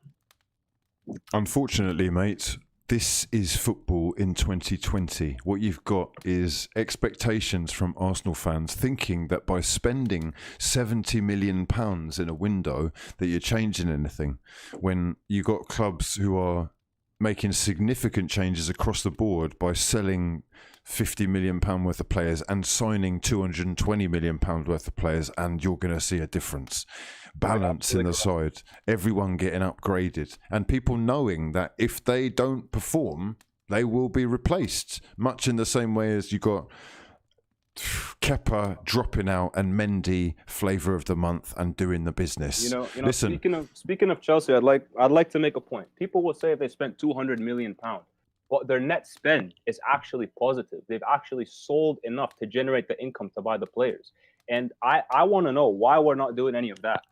Why are we, first of all, not selling Deadwood players, but we're buying more Deadwood players? We're buying Willian, we're buying Cedric, we're buying players who aren't even good enough to be squad depth, essentially, right? Like, you can hate on the Cities and the Chelseas all you want, but at the end of the day, they do business both ways, and I'm not seeing any of that from Arsenal. And for me, that's a major problem. It is indeed. Listen, much love for your call, Eunice. You're an absolute legend for getting involved. We are going to move on. We've got our next caller on the line. It is, I think, Mr. Nate Stephen. Nate, are you there? Yes, I'm here. Hello. Nate, much love to your mother for getting involved. How you doing? I'm good. How are you? I've been better, but life moves on. Yeah, that is true. Life does move on past Arsenal, Are you an Arsenal fan? Oh no, I'm a City fan from the States, remember? Oh, I maybe not. Okay. Yeah. Manchester City fan from the States. Yes. Wherever you're watching from in the world, don't be afraid to get involved. The link is in the Discord. The description box below has that. Nate, talk to me. How you feeling? Well, really, I just have two things. We can discuss the City game against United, but first, if you actually reverse there's the not a table, lot to discuss, is there? Oh, yeah, true. But if you actually reverse the table for Arsenal, they are actually battling for top four, as we speak. So I think that's a positive that you can take from the game. Oh, you got jokes. Oh, you came on for jokes. Oh, okay. Okay. We've got a true fraud in the building. Okay. All right, I see it. Yeah, listen, mate. I don't know why you're laughing. You're not even in the top half of the table. Okay. Your manager is extremely bald, and that is not going to change. He is also, if we're doing negative connotations, a proven drug cheat who will clearly stop at nothing to win. And whilst I've got a lot of love for him, since you've come at me with the full-on gun action, it's just going to have to be like this. Listen, a 0-0 against the Manchester City side who've just been knocked out of the Champions League. It may well be a derby, but it was a bang average performance, to be fair, wasn't it? I wouldn't necessarily call it average. What I'd call it is stale. Definitely call it stale from attacking wise. I thought our midfield was great, and by midfield I really just mean Fernandinho. He was fantastic in the game. Absolutely shut down Bruno and Pogba. They didn't really have a sniff in the game. Obviously, besides that one almost penalty from Rashford. But otherwise than that, I thought that attacking wise, Pep was too conservative for some reason. I'll never understand why he played Rodri and Fernandinho in the midfield when we had Foden again on the bench and Bernardo Silva again on the bench. It was really a dross in the first half, and the second half was a lot better. I thought he'd make actual subs, and he only made one. Slightly fraudulent, I think you might say. Very fraudulent, because last time when you talked about the no subs, I defended him saying that he's going to play. He's going to. It's a lot of nonsense, isn't it? It's a lot of nonsense. It's a lot of nonsense. They're actually thinking that people are this gullible, and some of you really are. I just cannot quite believe it. Regardless, do you still have faith that they can challenge for the title? Do you think that this is the year that the Champions League comes to the Etihad? Well, I was just joking with the people in the Discord actually that I thought that the two winners of European trophies this year could be Arsenal and Manchester City. So I think that the way that our defense is playing, right, our defense right now is I think that we have the capabilities to win the Champions League, but can I really say anything about Pep's record in the Champions League? I'm not hopeful, but I am hopeful that we could challenge for the league because, again, I think it's just a defensive. I'm sorry. I think it's more of like a creative issue at the moment. Like Pep is too. I don't know what he's scared for. He doesn't want to take the shackles off for some reason. It doesn't make any sense. What do you think about the striker situation? Well, good reports that City are looking to buy Haaland. Obviously, he's a Manchester City fan. You know, we got to keep it in house. But I think the striker situation's fine. Aguero's back. Obviously, he needs to be replaced because his injuries are just like the injuries will continue to mount up as he gets older. But I think our striker situation's fine. It's just that Pep doesn't want to play Foden and he doesn't want to play Bernardo Silva in the midfield, and he's constantly going for these double defensive midfielder pivots for some reason in these games. I don't really know. It doesn't really make sense. All the signings that City have made this season, can you give me like ratings out of 10 so far? Ruben Diaz. Oh, Diaz is a 10 out of 10. 10 out of 10, beautiful.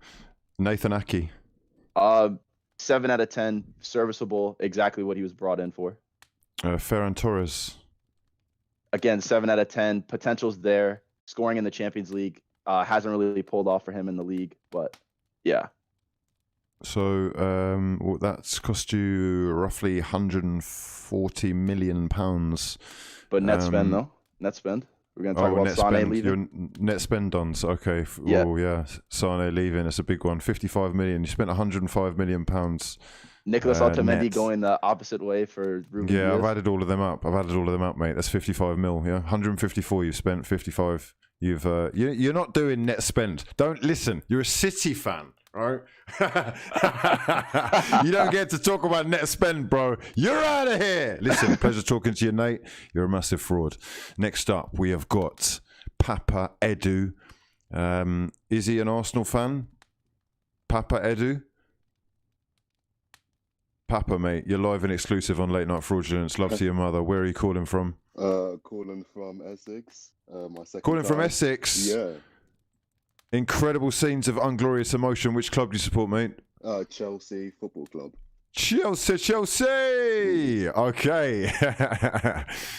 Let's talk about this fraudulent club. Let's talk about it. First of all, before I start, shout out to the Discord. Shout out to Hakim Ziyech, Moroccan excellence. Oh, wow. Okay. It's like that, yeah? Okay. Okay. All right. Go on then. Talk to me. Okay. So I don't need to go too much into their whole Everton situation. It's a simple thing. We have wingers that are supposed to be ready for games like this, but the wingers were injured. We played right into their hands and just kept crossing into the box over and over again. Michael Keane had a game of his life and it just didn't work for us. It just goes like that sometimes. It was just a rough game for Chelsea. And we had chances, but as soon as I saw Mason Mount hit the post off that free kick, I just knew it wasn't our day. It was just meant to be done. It was over. So let me just get this straight then, right? Mm-hmm. Chelsea have spent £223 million this summer. Yeah. And you're talking about an injury or there's no wingers. No. I'm not talking about an injury. I'm talking about multiple injuries. 1, 2, 3. Hudson-Odoi, Ziyech, and Pulisic. See, the thing about that type of game is built for your Pulisic's and your Hakim Ziyech's, people that can one-on-one take on the fullbacks and cut into the box, get to someone like Giroud. We didn't have that. We played perfectly into Everton's hands. Reece James bombing down, crossing it. Reece James tried his best. But at the end of the day, when you have Yerry Mina and Michael Keane, big dons, just heading it away every time, what can you do? We lacked the wing pace and ability to cut in the whole game. And it just bit us. So hold on a second, right? Let me get this straight. How much was Timo Werner? Timo Werner, I think about 50 million, around that area. Kai Havertz was how much? Kai Havertz was about 70 odd million. I have a point on Kai Havertz actually. So like 120 million on two players who can definitely play on the wing, and you're talking about you didn't have any wingers. Kai Havertz isn't his natural position. First of all, natural position. Do you think Maitland-Niles plays at left back? That's the problem. Kai Havertz. I just love you. I respect you, but I have a bone to pick with you about the Kai Havertz situation. The Kai Havertz situation is like this, mate. He's been bang average since he dropped in the Prem. That's the facts. He's getting dragged off at half time. You've been harsh on him. You've been very, very harsh on him. I've been harsh on him? Yeah. Mate, I'm a realist. I'm saying what I see. Just hear me out. Just hear me out for a second on this. You go for it. You go for it. Kai Havertz comes to England, doesn't have a pre-season, has a few rough games. Chelsea fans are like, we hope he can show up.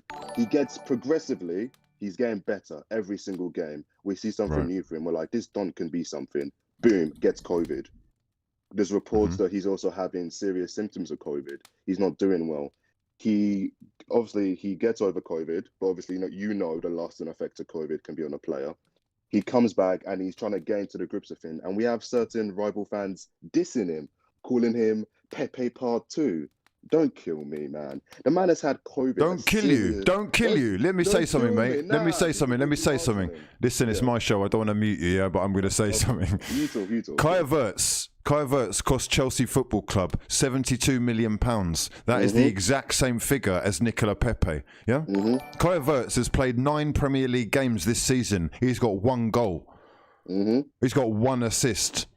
If that was Nicola Pepe, there'd be a fit, there'd be a riot, and there'd be memes being done on a daily basis. These are the facts. Kai Havertz deserves to be questioned right now because he's cost a hell of a lot of money, and as far as I'm concerned, he hasn't actually produced the goods just yet. And there is plenty of time, and I'm sure he will. Now, I cannot for 1 second entertain the idea that a footballer who is worth £72 million and is more than capable of playing between the lines is not capable of playing slightly more wide. And the same goes for Timo Werner, who, as it stands right now, has actually in the Premier League been, what we call it? Bang average. These are the fucking cold hard facts. These are the cold hard facts. He is getting himself into an incredible amount of situations, but to have only scored 4 goals, Lacazette's got 3. You're having a laugh, mate. Don't get me started on Twerkazette. Dead baller. Don't get me started on that Smurf. Whoa. Don't even compare. No. This is like the family. I get to call him that. You don't get to call him that. Why not? Why not? The fact is, the things here is you're not putting the context behind the situations. With Havertz, you keep mentioning Pepe. No, I didn't do that. You did that. You brought Pepe up. Okay, you made it a Pepe thing. But you said, you brought up the stats. Pepe didn't have a disease. Pepe didn't have COVID. He hasn't had the virus. Pepe's in a new. He's in a similar situation. He's in a new country, new language, new team. They're both going to struggle to hit the ground running. I'm just saying. The reason why people are questioning him, and I'm one of these people who's been looking at him closely and thinking, "Hang on, he's not ready yet." Surely you got to be open enough to say that. I'm not going to say he's not ready yet. I'm saying that he needs time. Just like when is this what you thought? Is this what you thought you were buying? Come on. Yes, actually. Oh, I don't know. That was a hesitation. That's a point off. Yeah. I would be a fool to assume that he was going to hit the ground running. I would be a fool. That's what I'm saying. It's not that he's not talented. It's not that he's not going to end up coming good. It's just that so far, I've expected more. With Nicola Pepe, I expected more, but with here we go. You see what you're doing there. You see what you're doing. You got to make it personal, haven't you? I didn't criticize Pepe when everyone was making the memes. I said, give him time. Give him a year and a bit. Give him time to adapt. Give him year and a bit. Okay. Year and a bit. I said that from the very start. And I still think Pepe can be. Are we talking 1 goal every 10 games a bit? Is that what we're... You said it. Listen, right, you've made a few signings this summer. Kai Havertz is not the only one. Timo Werner, Ben Chilwell, Hakim Ziyech, Edouard Mendy, Thiago Silva. Who else? You made any more? We made Malang Sarr. He's loaned out to Porto. Wow, incredible. Loaning players out that would start for Arsenal. Unbelievable. Wow. It's tough. Levels. But yeah, Overall, levels. It's incredible, isn't it? It's levels. I'm not going to levels. banter Arsenal. I feel bad for you guys. No, you can't. Not after today, mate. You got beaten by an Everton side who didn't even have their full squad. They're playing second-rate players. You're talking about Michael Keane's. You're talking about Michael Keane's had an absolute world-class.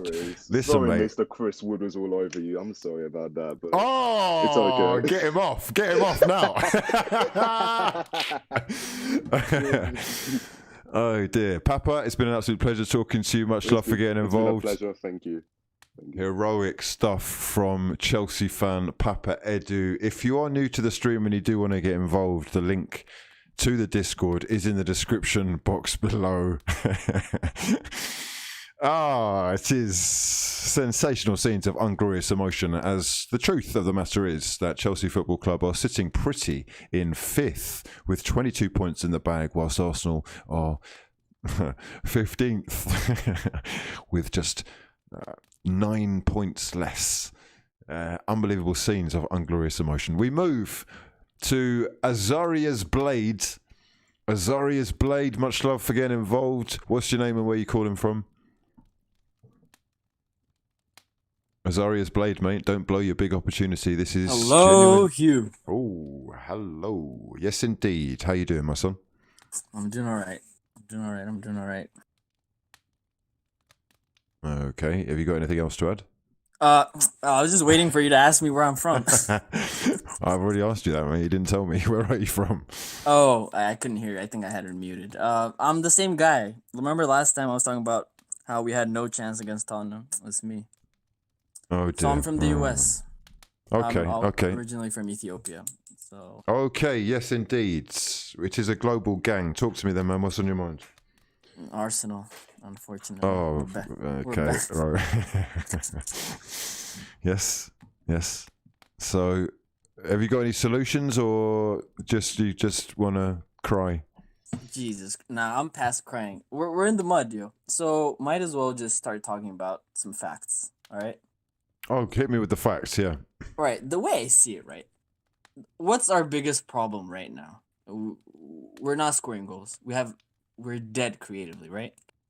And in the summer, we were all hoping this Husam OR thing would fall into place.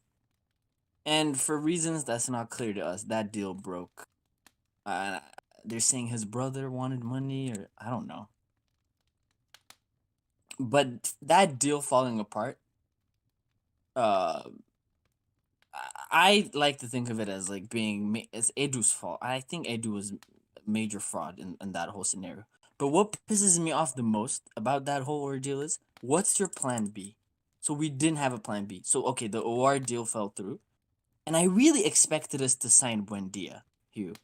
And I know he's in the UK, so the transfer deadline was longer. And we didn't sign Buendia. And that, or anyone, someone, your whole plan was OR or bust. We don't have a recognized number 10 in the club. And Arteta says he bought Willian. He never played Willian's not even playing as a 10. So who's our 10? It's unbelievable. This is unbelievable. Tell me more. This has to be our biggest falling of that transfer window. It was almost perfect. How old are you by any chance, mate? Just tell me how old you are. 24. So when did you first start supporting Arsenal? What was do you remember Arsenal being good? 2005, Hugh. The worst time to start. Incredible. Oh wow, you actually started at the end. Incredible. At the end, yep. Oh dear, sad in the times. mud, yeah. It's a real shame. Do you have a lot of Tottenham fans where you live? Oh, thank God I don't. I live with a Man U fan. He's my roommate. He fucking winds me up all the time. Right. Well, times are going to get harder, unfortunately. So strap in. It's going to be uncomfortable. Hopefully, the content that we're bringing for LS is slightly therapeutic, cathartic, and you can bet your bottom dollar that there's plenty of Arsenal fans in here that are empathizing and can relate to every word that you're saying. I am going to get through as many calls as tonight, so leave us with your final thoughts coming forward. I want to ask you, what's your thought with the whole number 10 situation? Are you as baffled as I am? Well, Ozil is not going to play for the club again, if that's what you're asking me. Right. I mean, I'm not even gonna get started with that whole. I don't even know what the fuck that. I don't know what to call that. That whole. They've made their ordeal call, with haven't they? Ozil. They've made their bed, and they're not going to change their mind now. It would be a massive L, But- if you like. But yeah, so okay, they're saying, oh, we don't want to play him anymore. So who's your new number 10? It's unbelievable. How can you go into the season with no recognized creator? That has to be the priority for the window coming, and that is genuinely 2 weeks away. So hopefully they are hard at work making that happen right now. Fingers crossed. Azarias even. Much love for getting involved. You're an absolute hero. Don't lose the faith just yet. Just keep your eyes open. Yeah, we won't lose the faith. Not yet. Not yet. You sound like you're very close to it, all right? I'm here with you, mate. I'm here with you. Azarias, Blade, much love for getting involved. We're going to move the conversation on to the next caller on Late Night Fraudulencia. I hope you're all enjoying the stream. If you are, make sure you smash the hell out of the like button. Subscribe to the gang, if you are new round here. And yes, we introduce our next man, Cretan Man. Cretan, you're looking like you're a Spurs fan. Are you ready to get your gloat on? I'm ready. I'm ready. So, I'm from Nigeria. Just want to say that first. You're a Spurs fan from Nigeria? I am, yeah. What's gone wrong there? Because no, hold on. Do Spurs actually have any Nigerian players? Even Dele Alli is like half Nigerian, I think, right? He counts, but he doesn't count.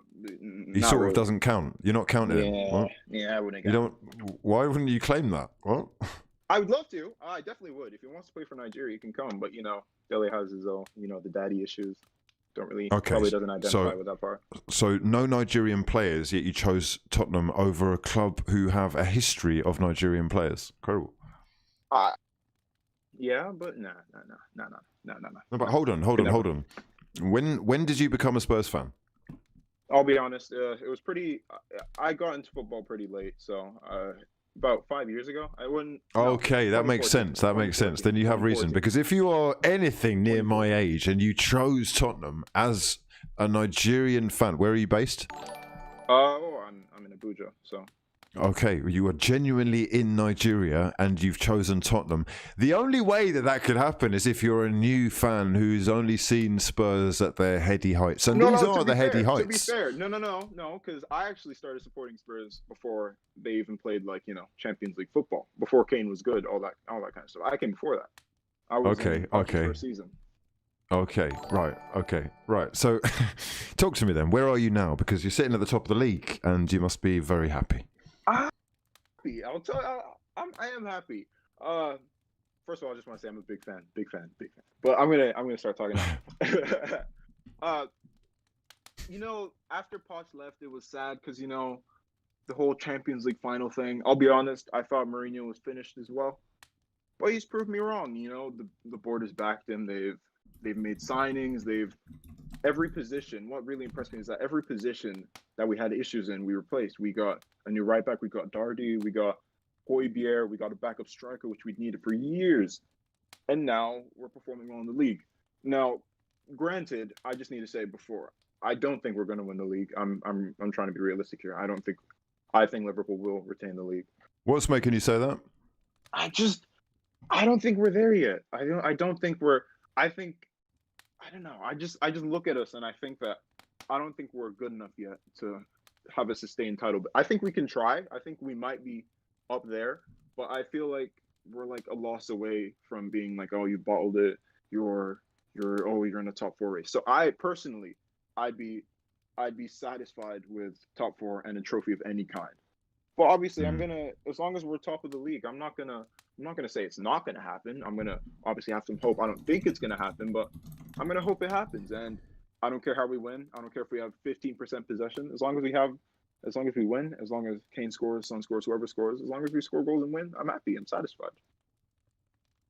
I mean, I am not gonna lie. I'm very disappointed in you. What's your name? I'm Temi. Temi, I'm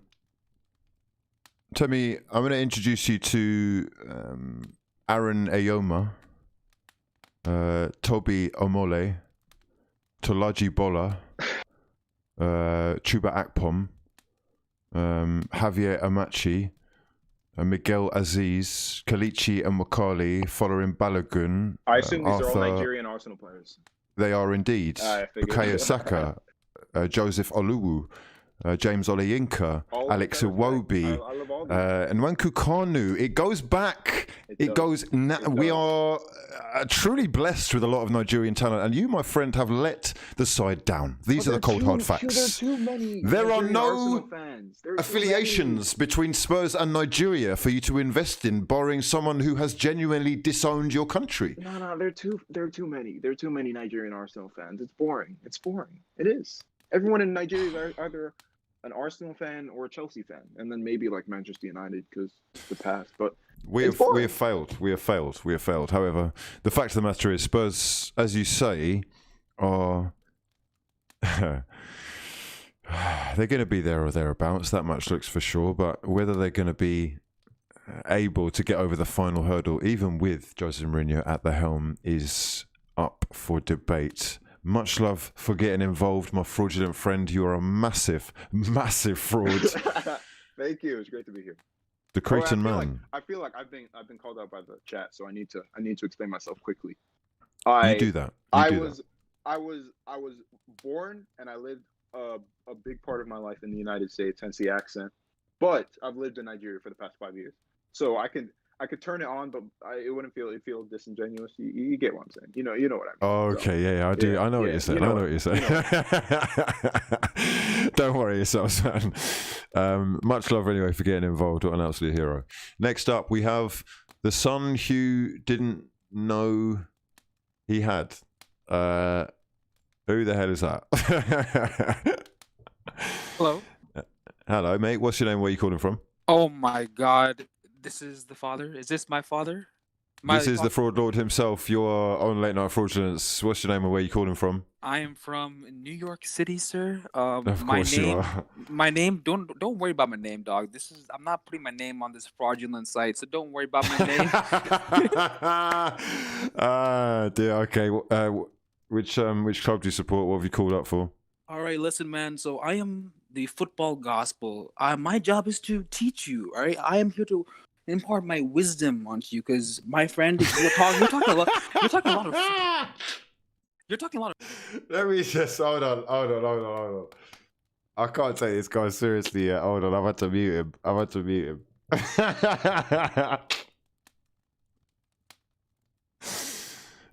Yeah, I can still hear you. Okay. Talk to me. So, of course, dude, I support Manchester United, and so listen, all right. I can talk about a number of things, all right. I'm letting you decide what you want to talk about, all right. You can talk about Manchester United. Oh, we can talk about Arsenal, dude. I am fully aware of your problems. Wait. Get this fraud off. No, wait, hold on. Actually, I have a lot of good things to say. Hold on. All right, hold on. Okay, fine.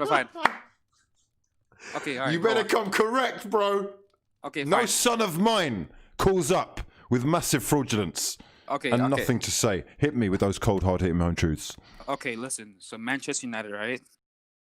We got knocked out. Leipzig 3-2. I want to talk about Ole, right? Because Ole and Arteta, oh my God, dude. They're so similar in the way they're treated. So similar, right? And I want to talk about this. So basically, I want to talk about the disrespect managers are getting throughout everywhere, right? So Ole Gunnar Solskjaer, right? People are saying Ole in, Ole out. Hello? I'm here. I'm listening. Yeah. People are saying Ole in, Ole out. Yes, they are. I honestly, it makes me sick how like a fan base can just be like so against their manager. Like that affects the players, that affects the manager. You don't think that's an impact on the team? And like, yeah, sure. Like people are so like, man, this is stressing me out. I'm telling you. Are you seeing any end in sight? You're sounding a little bit lost. I know that this is what football can do to a man, but is there an end in sight? Is there a plan to fix the problem at Manchester United? Let us know. Yes, there is. Yep. People have said it. Number one thing people always talk about is the money. Oh, we spent £1 billion, right? But people don't realize that the evaluations in players in Premier League against people in Europe are so off, right? Harry Maguire, £80 million. Like, if he was in Portugal and he played for Lisbon, he wouldn't be 80 million pounds, right? And hold on, Bruno Fernandes, right? How? I'm sorry. What do you say? I didn't say anything. I'm just extremely entertained by this massively fraudulent call. Listen to me very carefully, right? You may well be out of the Champions League. However, you're well in the Premier League. I'd focus all your attention on that because right now, you're as good as Arsenal. You may well be ahead of them in the league, but ultimately you're playing in the same competitions. And after an incredible amount of investment, despite the fact that it wasn't really what you all asked for. Anyway, I'm going to love you and leave you. Oh The son that Hugh didn't know that he had. Next time you come on, I want you to be ready, bro. Okay, understood. Nice to hear from you. You're a massive fraud. Much love for getting involved. Our New York, Manchester United man, the son, he didn't have a name, no government names. We've got a government name on right now, Randy Leahy. Oh, that's not you, is it? That's obviously not you. Randy. Hugh, how's it going? Another Canadian fraud. Another Canadian fraud. We're all over the world right now. Who you support? What you calling for? Arsenal, calling from Miami, but from Canada originally, not an American fraud. Everyone is well travelled. The world is a diverse place. Talk to me then. What's the issue? I want to know who our replacement is. Oh, for all the replacement people, for what? Arteta? Yeah, for all the people who want him out, I want to know a realistic replacement that's actually going to take the club forward. Who do you think, Hugh? Do you have anybody in mind? No, I don't think we're going to get a change of manager, mate. I think Mikel Arteta will be the manager for the foreseeable future. What about in the summer? In the summer, I think he'll still be the manager.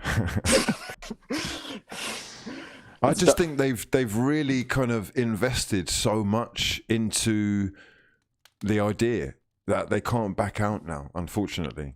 This is what I believe. I think you're kidding yourselves if you think that we're going to get, some elite manager who's going to come in and is going to want like 100 million, 200 million, 300 million pounds in a window. Arsenal are not going to play that game. No, I agree. I think that if they were to, there are plenty out there who are more than capable of at least doing what he is doing. At least. I think we're kidding ourselves too by thinking that we can attract a manager like Allegri who's going to demand 20 million pounds a season, which we're not going to pay because we're a fraudulent club with fraudulent owners. Correct. That's correct. So what you do have to realise then is that you're bang on the money. Okay, the expectations have to be kind of adjusted.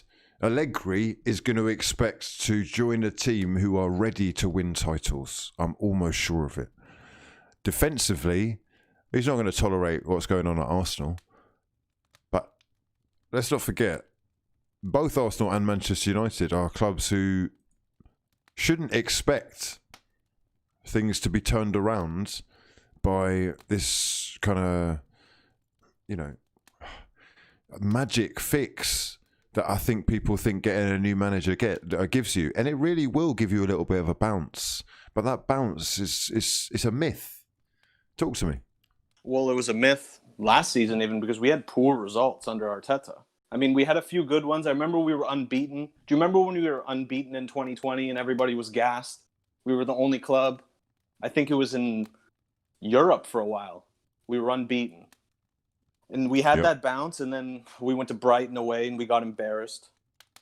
And, I mean, we had some good results in a knockout competition, and everybody got gassed. And then we went into the summer.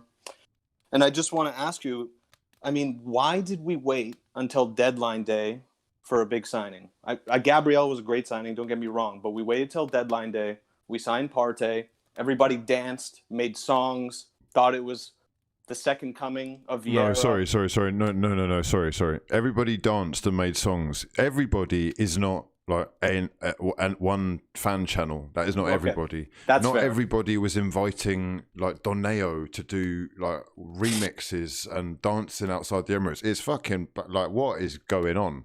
Hold on, sorry. I understand the excitement, but this shows you really, I mean, like realistically, what we're looking at here, this is foolishness. It's That's fraudulent. what this is. It's fraudulence beyond belief. To think that a club are going to be able to make headway when they are already miles behind other clubs who are investing much more was going to be changed with one signing. It's a myth. Yes, it's exciting because we've got a signing. Oh, great. But really and truly, it's a myth. Right. That's what I was going to say to you. Were we kind of conned in a way by thinking that was it by some of these fan channels when really we needed much more and we should have done it much earlier in the window? I don't know whether you can blame a fan channel. I'm not blaming them, but you're saying our fans are a little bit deluded on occasion, right? They are, for sure. Of course. But look, if you're basing your kind of evaluation of a transfer window on like remix dances outside the Emirates, then we're lost as a club. Like, we are lost as a club, clearly. Because not only are we fucking 15th and being bantered left, right and centre by ourselves, but also we got like the Arsenal family outside the Emirates doing up like skanking legs. No. We're doing this all wrong. We celebrate and do dances after titles, after winning titles, not signing a player. No, this is, yeah. If we can only dance after winning titles, I don't think we're going to be dancing for a long time. Well, possibly not, mate. Possibly not. However, we live in hope. Listen, Randy, much love for getting involved. You're a massive fraud. Thanks, I appreciate you. You're a hero. Let's get to our next caller, AGK Logan. AGK Logan, much love to your mother. Where you calling from? Hey, what's up, man? I'm from Texas. From Texas. Yes, Incredible scenes. So, what's your name? What club you support? What are you calling for? Yeah, my name's Logan. I support Manchester United. I just want to talk about just them failing in the Champions League so badly overall. Indeed. With pleasure. Let's talk about it. Yeah. Well, I think a lot of the fans like to think that Ole would be one of those types of people to go in there and win this game, but I predicted that they would go in here and lose it. It was so predictable seeing how they beat them 5-0. Being a United fan, in my heart, I was like, these guys are just going to go lose it. In my opinion, that's how I felt. Is that before the Leipzig game? Yeah, I mean, even before the game, I wasn't too confident, but I felt like that just because we've been so inconsistent. Let me tell you this. The Istanbul game is where they lost. That's where they lost. I know they lost there, but that is where it all went to the pot, really. Yeah, for sure. That is a moment of madness, and much in the same way as, Arsenal losing to Burnley tonight. It's one of those kind of unacceptable ones that you're forcing yourself into a corner. Yeah. Now, luckily, United aren't in that bad a position in the league, and even though you can be excited about that, I guess the matter of factness is that you're out of the Champions League, having had to work so hard to get in there. That's got to be frustrating. Yeah, just the way the team was so inconsistent, how we were able to beat the top two teams in our table or in our group, and then just get battered by them the next time we went up against them. It's just like I as a United fan, I didn't understand what I was seeing there. You're not alone in that one for sure. What's the plan going forward, man? Have you got the answers? Well, I think Ollie is not the answer, but I don't think firing him right now is a way to fix anything. Okay, can you explain why? Well, I mean, right in this moment, United would be crazy to fire him like right now, just because if they win the game in hand, they're only a couple points off. Like right now, his job is safe, in my opinion. But I think by the end of the season, no matter where he finishes, I feel like we should probably end up moving on from him, because I think a lot of us forget that he was an interim manager. He overachieved to get where he is right now. Indeed, he did. He has been given an opportunity like no other, or like a couple of others, in fact. Who do you think is going to last the longest out of the three kind of new candidates? For manager, you mean? Yes. I mean, I guess I would say Poch, but I sort of feel like the club would do him dirty if he got here. I feel like it would kind of be like Mourinho, where we have a good manager that we know can do good things, and eventually, like, we would just mess it up like we have been ever since Sir Alex Ferguson left.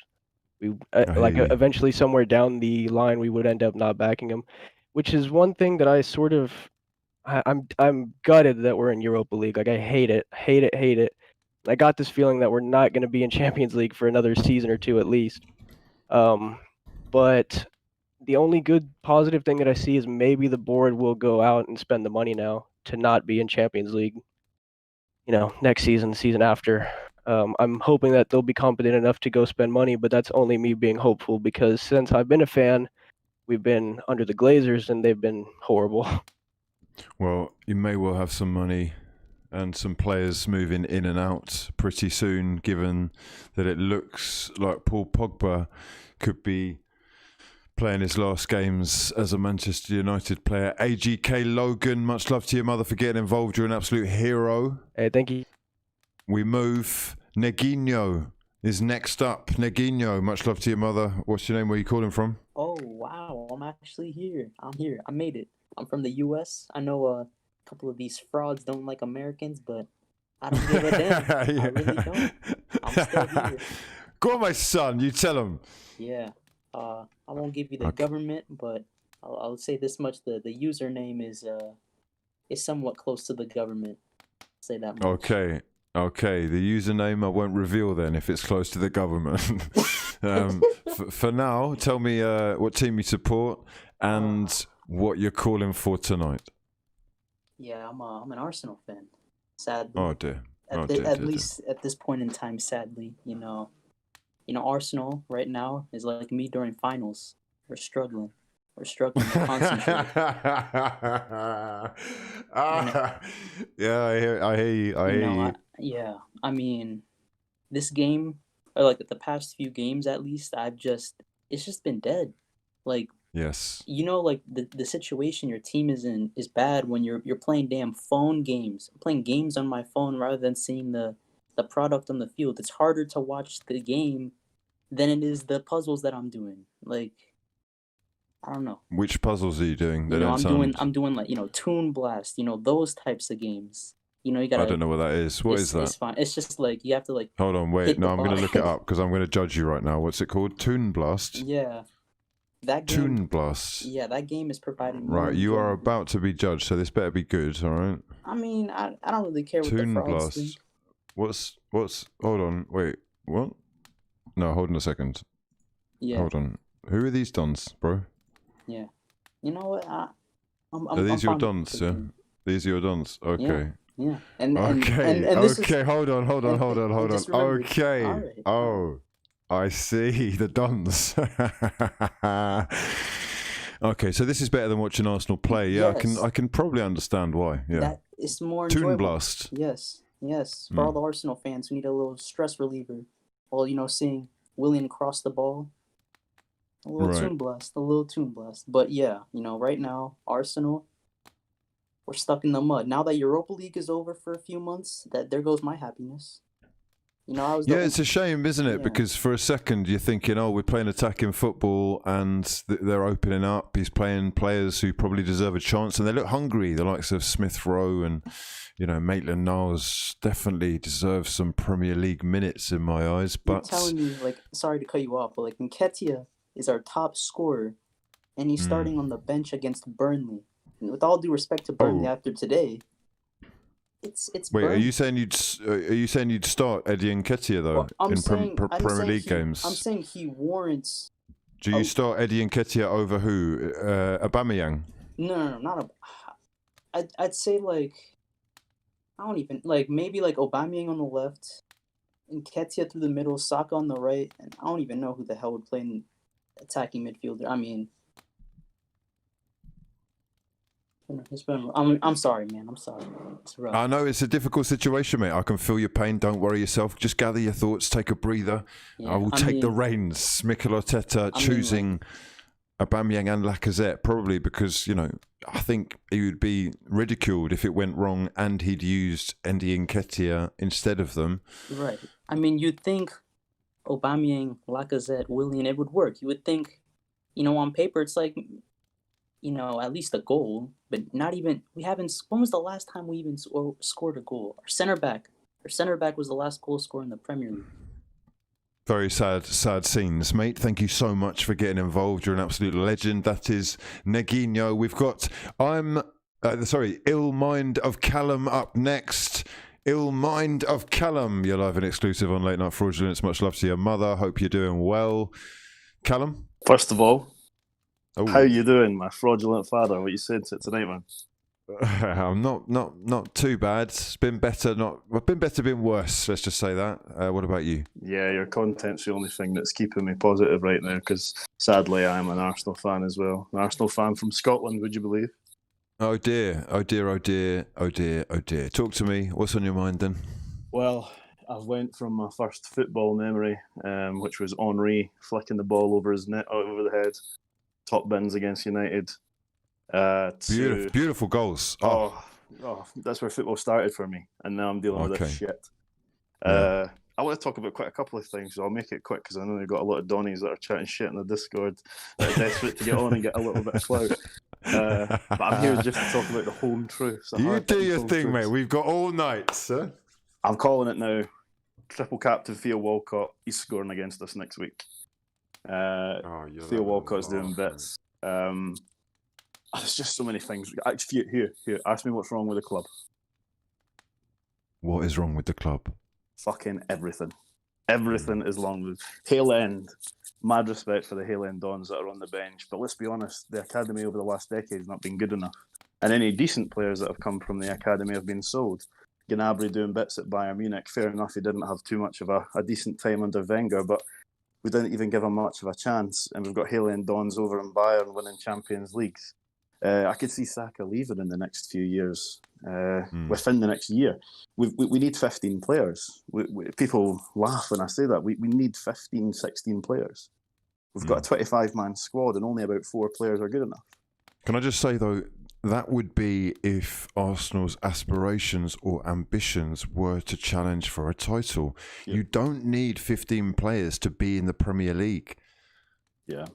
That is really the extent of Kroenke or Arsenal's ambitions. Clearly, this is not a side who has been put together with any real cohesive plan to get us to the next level. This is looking kind of haphazard. We don't know what we're doing. We're chopping and changing names every 5 minutes. Someone's losing their job. It's very worrying, man. And I think it is actually going to get even worse before it gets any better. It's get better. I think, as much as it pains me to say it, and I won't even mention the scum's name, but they're doing too well in the league, and I think the better they do, the kick in the ass it's going to give the Kroenke. Gazidis. Gazidis. No. He's got AC Milan top of Serie A. Or are we talking about Emery, who's got Villarreal, fucking Villarreal, top 4. Yeah. Lost 1 in 12. The story behind Arsenal, you look at any manager or player who leaves and they go on and do bits. Iwobi, awful player when he was at Arsenal. Few glimpses of true ballers FC. But to be honest, didn't really cut it. Goes to Everton, putting in man of the match performances against Chelsea. Sold him for 30 million, bought Xhaka for 30 million. Obviously not after he was sold, but just the spending, the recruitment. I think there's so many problems at Arsenal, but the recruitment is top of issues. You look at Pep, who's been a massive fraud when we talk about recruitment. We'll get on to that. But 750 million in 4 years is not good enough for where they've been. But Claudio Bravo, after a year, he was gone. Not good enough. Karius at Liverpool, not good enough, gone. We're still playing with... How many people started today who started for Wenger and let him down? It's just... It's not good enough, man. Let's just have a look at the lineup from today and answer that question. Players... I think I counted in the starting 11 and the bench. I think 11 of the 15 or 18, however many it was a Wenger. Well, this is the thing with Arsenal. We're doing 1 or 2 things every window. There's never really a huge, change. We're only going to fix 1 or 2 bits, if that, per window. So as a result, you're constantly getting left behind by clubs who are doing 5, 6, 7, 8 moves. Yeah.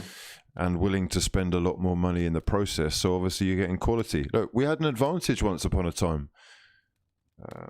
The scouting network was like no other. The contact list was extensive. and people wanted to play for Arsenal. I want to ask you something. Do you think that any top manager, do you think that any top player right now is even considering playing for this football club? It depends who you're asking. It depends on that player himself, because you have to be a Does it? ballsy man. You have to be a ballsy man to take this job. You have to be a ballsy man to come in and play on this team. Personally, if I was a top tier manager let me tell you something, man. Your players are not going to respect a club that are moving like this. Yeah. We're moving mad. How we've treated Nicola Pepe. He's played for 3 managers. Yep. He's not played more than 4 games in a row. How we've treated Guendouzi. Yeah? How we've treated Ozil. No. This kind of... Saliba has not got a look in. This is all being noted down by players worldwide. These are all mates. You see Nicola Pepe replying to Saliba in the comments of the Instagram. Yeah. They're all onto each other in the WhatsApp. They will be cussing everybody involved at the club right now. And make no mistake, that means other players as well. This club is being dragged, in its name, are being dragged through the mud. And silly little poxy retro fashion videos are not going to fix anything. The thing is, you have to ask yourself as well, if you're an Ainsley Maitland-Niles, if you're a Balogun, and you're seeing Lacazette, if you're seeing Nketiah constantly coming on, what did he do today? He does nothing. He's not good enough for this club. Hail end on, fair enough, but he needs to go. You say he needs to go, and he might not be good enough as far as to what Arsenal want, but realistically, he's Arsenal's top scorer. He's got every right to be there. Well, this is the problem. We've got the players that are not good enough, and they're the best players this season. It's just a calamity of errors. But I think the manager, I think Mikel has made this job way harder for himself with some of his decisions. You touched on it there, sending for Pepe. I could not believe, I was furious with the party comments. Sending for party because he didn't realise the gravity of the situation. You started a half-fit player. I don't care if it was cleared with the board or cleared with the doctors or whatever. It wasn't ready. You didn't even give him a run of 20 minutes in the Europa League. It seems mad, doesn't it, that you would risk that? I guess it shows the desperation. Yeah, he's desperate. He doesn't know what to do. And he can't see the mistakes he's making. How the fuck is Granit Xhaka and Hector Bellerin and Willian getting a game for this club at the moment? Bellerin doesn't even make the bench on his current run of form. There's been, I think, 11 foul throws in the Prem this season, and Bellerin's got half of them. No, you're asking me how Bellerin makes a side. I am lost for words at how he has survived this long. Yeah. Genuinely really confused as to how people are really rating his footballing ability. And I have to be honest, he's improved recently. Maybe over the last 6-7 months. Maybe that in itself says something about the expectations, though, because I see him getting beaten on a regular basis, and he doesn't even have the pace anymore that used to be able to make up for the mistakes. Lacazette doesn't have the legs. Willian doesn't have the legs. There's so many slow players. Yeah. They move mad. Xhaka's the most frustrating to watch. You see him in the why on earth is he getting in the Tottenham game when he got spun up by Traore, spun up by Podence? He's just rugby tackling people, and he's getting games. You can't tell me that in the Tottenham game it would have been better to play an energetic El Nini, who I didn't think played too badly today, apart from his fraudulent throat punch on Tarkowski. Well, you say, he's lucky to be on the pitch. Yeah, we should have been 9 men. Mate. I just think there's so many problems. There's so many, and you look at the bench, 1-0 down, horror result against Burnley. 10 minutes to go, we're passing it round the back. What do we have to come off the bench? Mate, honestly, you're telling me this football club, right? This football club who have been through what we've been through over the last God knows how long, since the beginning of the season, that they've all had the earful from the manager, that they've all seen what the fans are saying and everyone's thinking, that the media are starting to turn. Even when Arteta had all their support, even when they were starting to say Arsenal have got a spine again and all this malarkey, even after that, these players, they're actually not getting it. Yeah. They don't really get it. And so as much as I want to just blame the manager, I'm sorry. There are plenty of questions that need to be asked of him. But ultimately, I've been let down by these Dons on a regular basis. Yeah. I'm seeing the same names like you said. These players played in Baku. Anybody who played in Baku, with the exception of Aubameyang, should not be in this team. Yeah, you're done at it. You're done at it. You had finished. the chance and you blew it. Yeah, that's it. That is it. And what we've done as well as a club is get rid of some actually integral pieces of the jigsaw. We've got rid of the wrong parts. Yeah. So Bernd Leno, I know that we have harped on about this, but it's quite clear to see that Martinez is a fantastic goalkeeper with superior skills with the ball at his feet.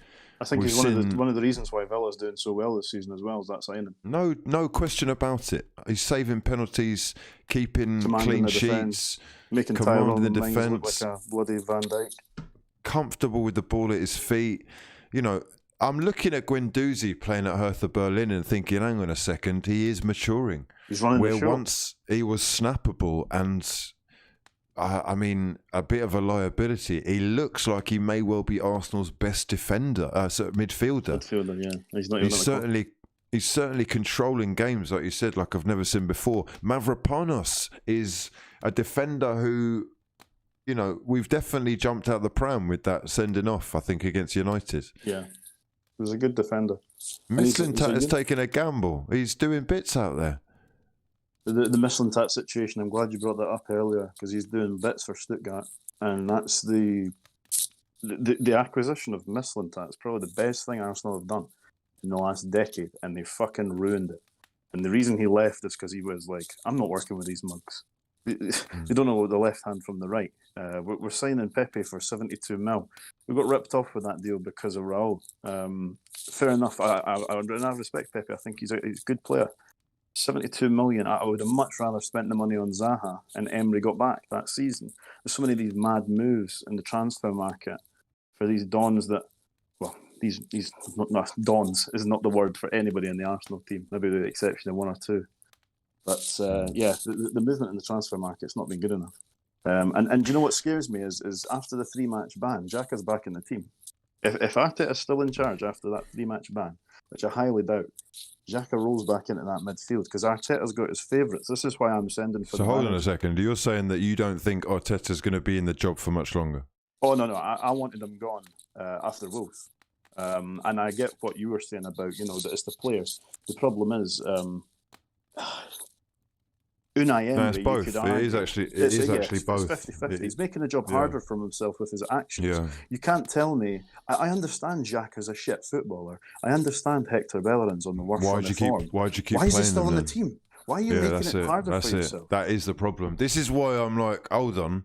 I don't want to be that guy, but you're making it really difficult for me to give you any more time. I feel bad for Arteta. I don't want to be saying Arteta out because I actually liked him.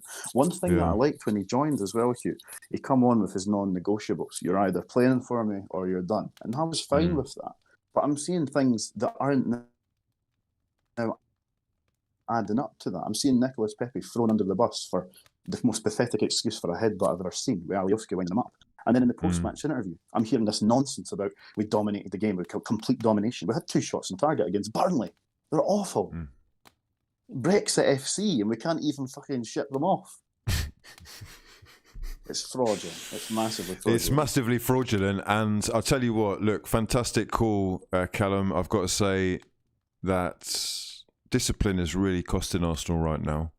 Whether it's Granit Xhaka, Nicola Pepe, Guendouzi, but all of these are situations which have not been helped by Arteta himself in as much as he is playing Xhaka, in as much as he is not playing Pepe. He's let the frustration build.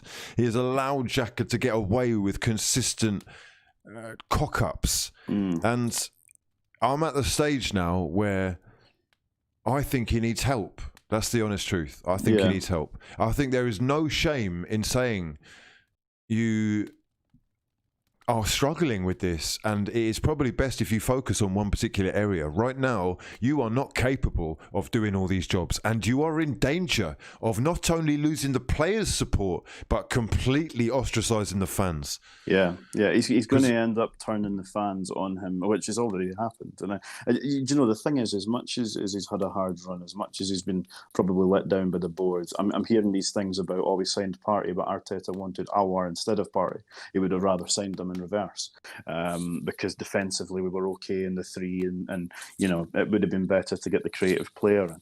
But again, some decisions. I mean, I think he'll live and die on the Ozil situation. Personally, for me, Ozil's done at the club. The fact, though, that he's created... listen to this here. You're saying the Ozil situation. Sorry to interrupt you, but the Ozil situation is not the tipping point for me, because it's not like that Arteta has been the one to say, "Oh, well, I'm going to make the Ozil decision." We know Ozil's been he's been frozen out by the club. We know that. We're not retired. Come on now.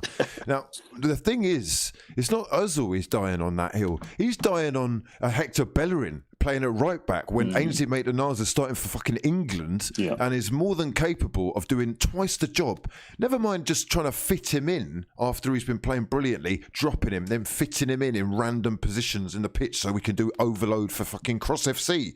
Then you got Saliba. What's going on there? Sorry.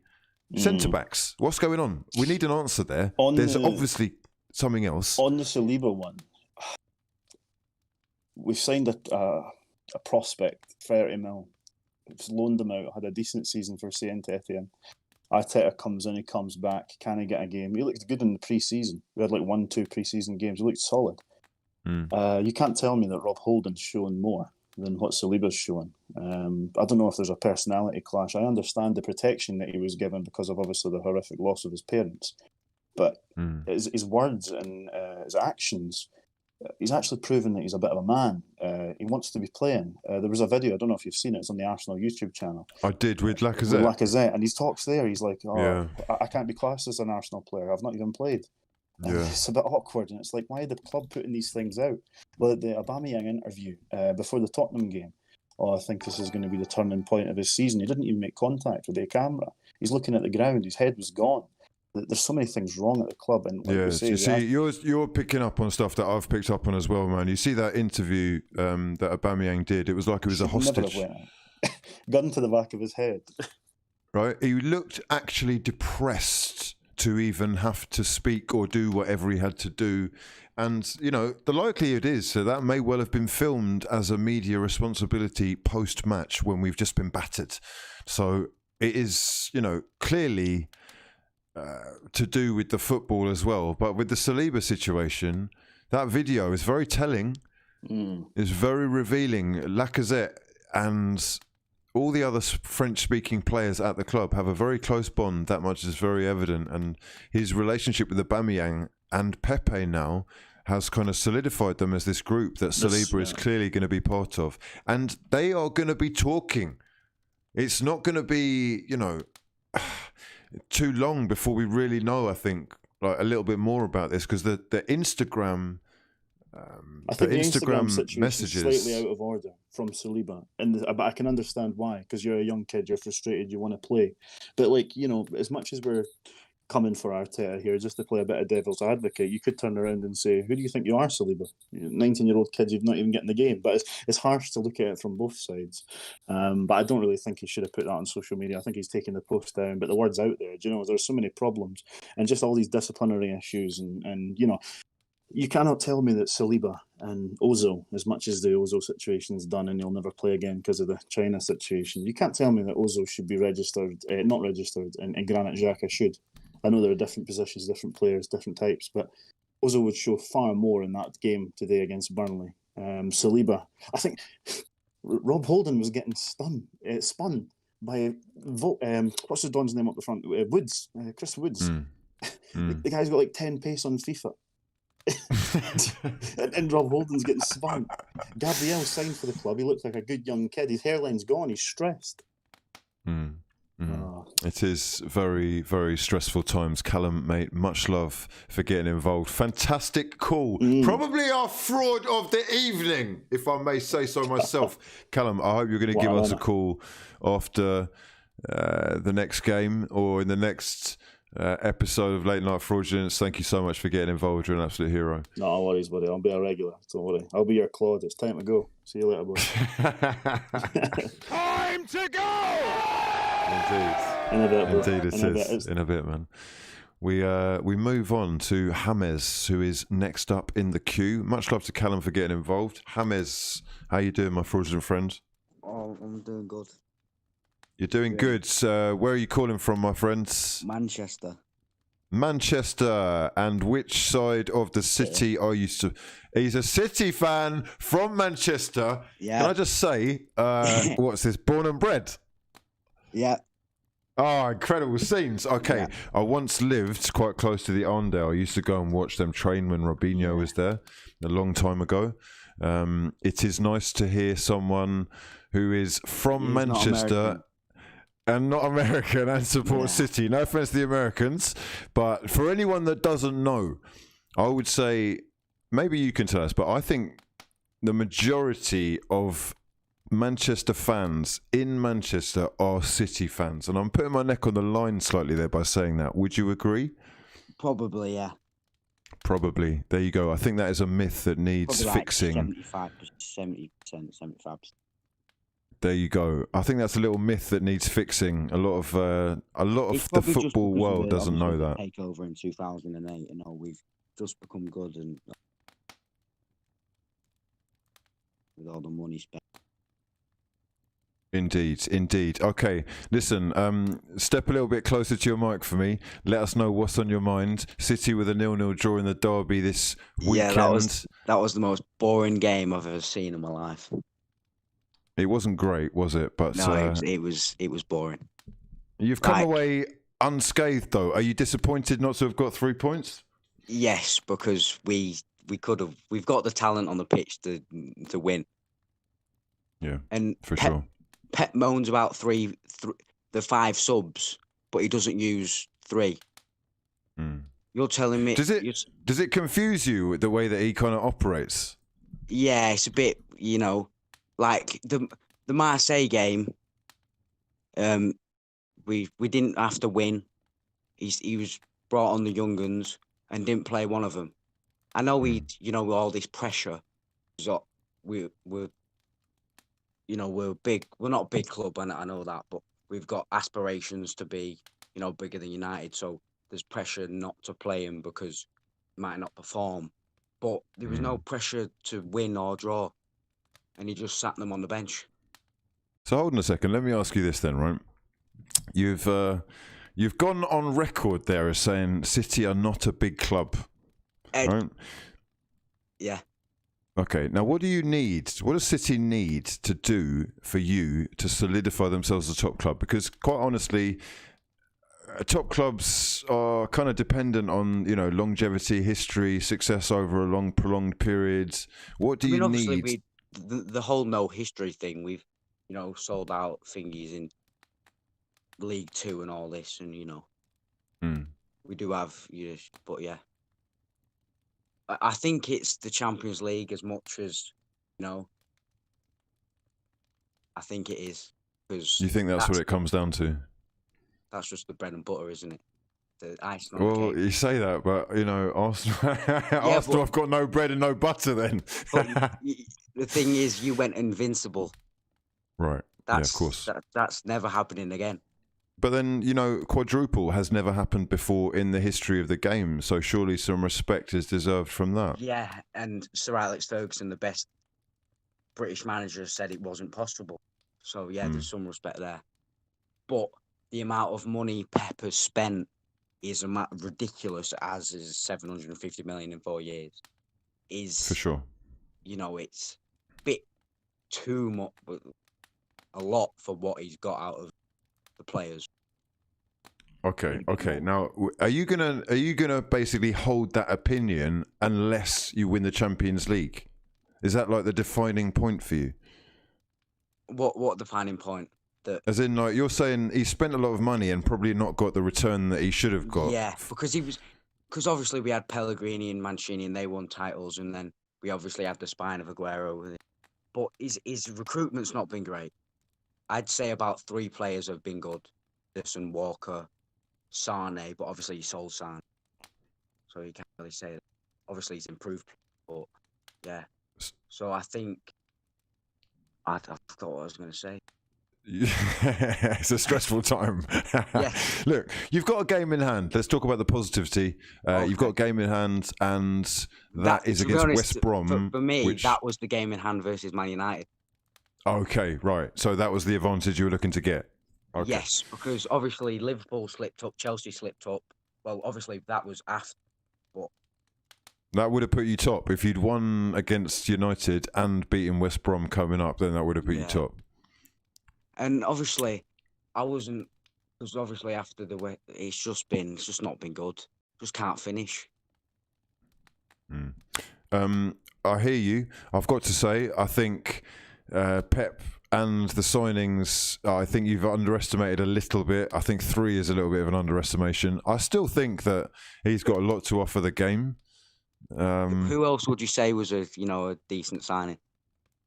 I mean, I even rate the guys that have turned up this year. I think Ruben Diaz looks like he may well end up being top quality. But the John Stones, he was supposed to be the one. 50 million. Oh, mate, look, I'm totally a neutral here, and I've got to say, John Stones, last couple of games, he's been looking like he's obviously because Pep's doing it on form and not. He's maturing, man. He's maturing, and some of the stuff where he breaks out of these tight positions he's very composed. Especially not because he's not been playing consistent, so he's done well. So, how old is John Stones now? 26. Well, look, man, we have got potentially another 10 years of John Stones. I mean, he is England's best centre-back, and I'll put that out there. England's best centre-back. England's best centre-back. Let me know your thoughts in the comment section below. This is going to be a controversial one. I'm sure we're going to... 1,000%. 1,000%. That is very interesting. Okay. Obviously... There was other money spent this year, 150 million. I mean, that's Torres, I'm going to say this. Obviously, I'm not a glory hunter or anything. I'd rather we spent less money, but that's a poor window. As much as you're not right. That's a poor window for City. Well, essentially, it's 3 players, isn't it? For 120 million. You got Aki 40, Torres 20, Diaz 60. It is what it is. I mean, the game has been ruined because of City, though. You realise that, right? I mean, you're the ones City, that have kind of blown that started before City. Okay, all right. Yeah. I mean, you've certainly added fuel to the fire. Yeah, there's nothing I can do about that one. I can't say stop spending money, billionaires. It's just they kind of made the going rate for a half decent player £50 million. That's just the way it is now. Listen, man, it's been a pleasure talking to you. I'm sure we will hear you again. I hope you'll call us in when City play next. We'll do a late night fraudulence after the next match week and potentially talk about Pep's fraudulence or at least how he's doing. Much love for getting involved, you absolute legends. Manchester City fan in the building, calling from Manchester City. What do you know? Next up, we got Fisher22. Fisher, you're live and exclusive on Late Night Fraudulencia. How you doing, my son? I'm good. How are you, Hugh? I'm very well. Well, I say very well. That's a bit of a lie, but yeah, I'm not bad. Not bad.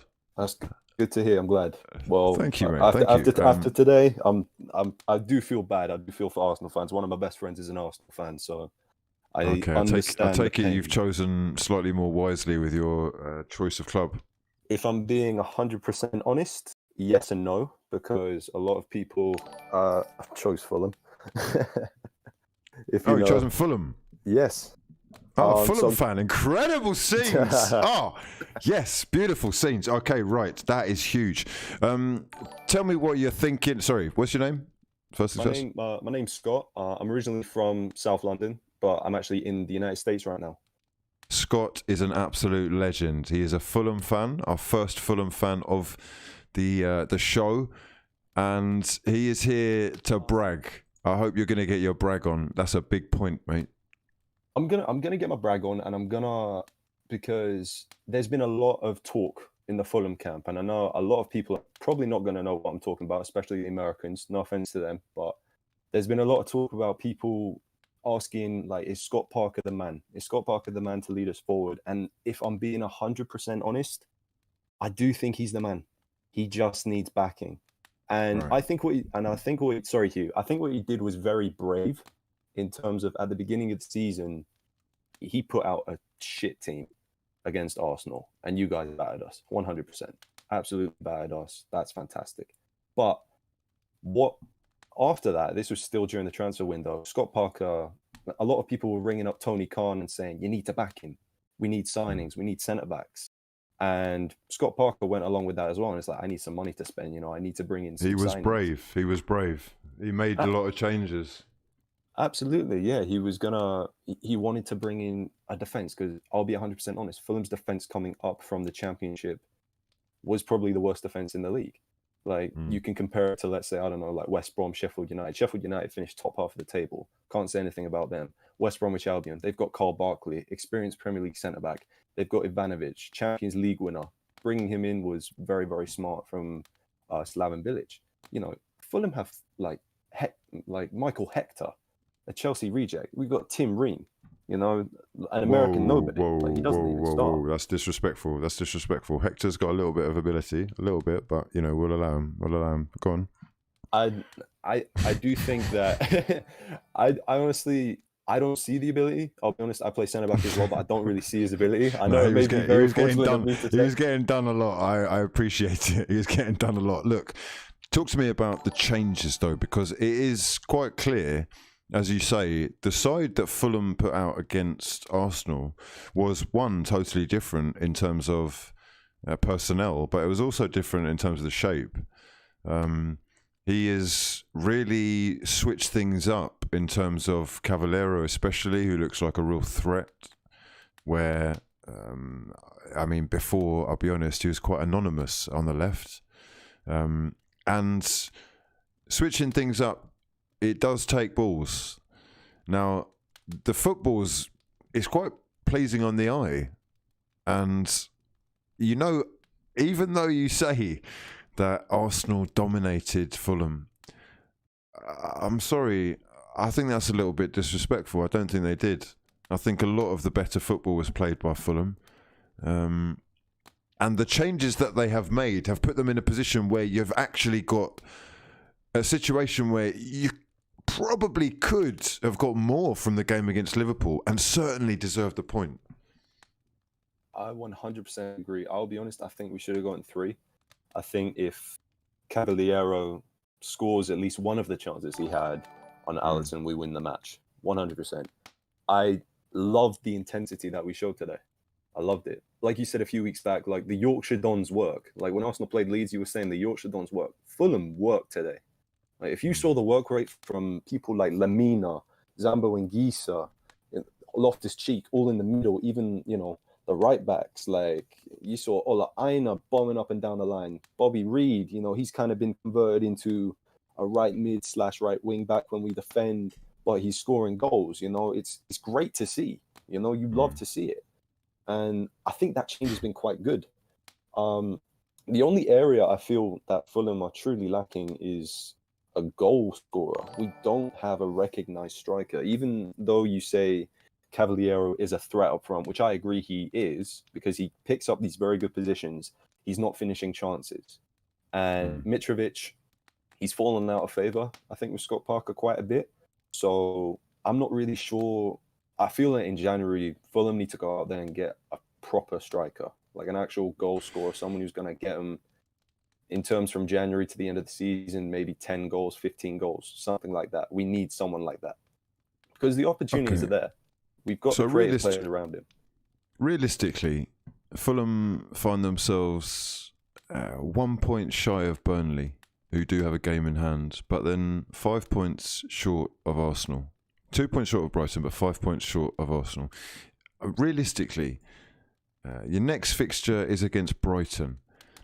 First things first, are you confident going into that one? Because Brighton play some pretty football as well. They've been quite unlucky themselves. But also, do you see yourself staying up? It's a difficult question. Going into the Brighton match, I feel confident. With the way that we play today against the champions, and if we can attack it with that kind of intensity again, I do think that we can get a result against Brighton. I'm gonna predict and say it's probably going to be 2-1 Fulham. I do think we can get a win. That's a big call. It is a huge call because I agree with you. I think Brighton play some very good football. Graham Potter's got them, like the 5 at the back. They're playing really good. I honestly think Dunk is one of the best centre backs in the league. I'll be honest. I know that's a huge shout, but I personally believe that he is. And they've got great young players around him. Like they've got Yves Bissouma, you know, he's only like 24. You know, they've got Aaron Connolly, full of energy all the time. Tariq Lamptey, he's going to be...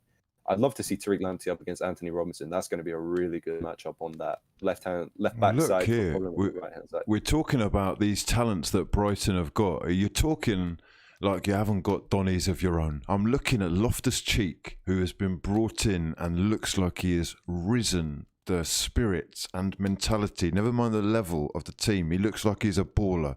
Once again, we've forgotten about how talented he was. He was on the brink of really creating something magical for England before injury. You've got trust that's been put in Bobby Reed, smashing goal today. You got the youngster, the American out wide. You got Anguissa, who, I mean, he actually looks top quality. Anguissa's brilliant. Like, he went away to Villarreal and he's come back a new man. I'll be 100% honest. When we played in the Premier League 2 seasons ago, he isn't the same player that he is now. He's incredible. Fully, I'll be honest, he looks like a prime Yaya Toure. Attacking and defending, he's brilliant. Whoa, buddy. I'm going to put it there. He's balling. He is. I've been really impressed with what I've seen from Loftus-Cheek so far. It gives me a little bit of hope for his future. And, you know, I have to agree with what you said about Scott Parker, because when the season started, I was thinking they were definitely getting relegated. Unfortunately, I'm sorry to say it. However, the fact that he was so brave, the fact that he was backed, and the fact that they switched things completely and it appears to have transformed their football has to give a fan confidence that they are at least within a chance of staying up. And right now, Arsenal are actually your rivals. How does it feel? It feels good. It feels good. All right, chill out. Let's chill out. You've only got 8 points this season. Don't get yourself gassed. Listen, much love for calling in, bro. You're an absolute hero. Thank you so much, Hugh. Can I just shout out my boys real quick? Is that cool? Of course. Do your thing. I wanted to shout out my boy Zavon, the Arsenal fan. Hope he's doing well. My boy Jaden, my boy TJ, my boy Madald, Mokhtar, and Jordan. That's all I wanted to do. Hugh, thank you for your time. It's been great. Beautiful scenes of glorious emotion. More frauds from the gang in the building. Fisher 22 with that first class call. A Fulham fan. Fantastic scenes. Next up, we've got Parky, who appears to be a Chelsea fan. Parky, are you there? Parky, mate, this is your big moment. Chelsea fans all waiting for a Chelsea fan to get on and argue their case. You're going to let them down, aren't you? You're sounding like a massive fraud who hasn't turned up. You weren't ready. And unfortunately, that is going to cost you. It's our first fraud of the day. Parky, they're going to give you a lot of stick in the chat now, but you have been dropped. You've missed your chance. Unfortunately. Oh dear. If you are in the chat, in the queue, waiting to get involved, please be ready. Have topics of discussion that we can go through. This is a beautiful show, but you make the show as much as I do, okay? The conversation has to be free-flowing, or just it has to be a conversation, you know, two people talking, sitting in the call queue on mute and not expecting the call is not the one. My sons and fraudulent friends, thank you so much for joining me tonight. It has been an absolute pleasure. If you are new to the stream, please do make sure you subscribe to the channel. We are here regularly with football content, and there is going to be much more for you coming this week. It's been an eventful one so far, hasn't it? Tomorrow, I am planning on doing a video with another YouTuber. That video should be going live in the early evening. So if you're looking forward to that, you can smash the hell out of the like button on this one. But for now, I'm going to love you and leave you. It's been an absolute pleasure going through all your trials and tribulations, all your worries, all the potential solutions that you've all got. If you are an Arsenal fan, it's been a very difficult day, but don't worry yourselves. Our time will come, hopefully in our lifetime. For now, though, I am going to love you and leave you. My name has been hughwizzy, and this has been... This has been late. This has been night. This has been fraudulence. At its very best. Thank you so much to everyone for getting involved. You absolute heroes. Wow. Yeah, for now though, I've been hughwizzy and this has been a lot of fun. Peace, guys.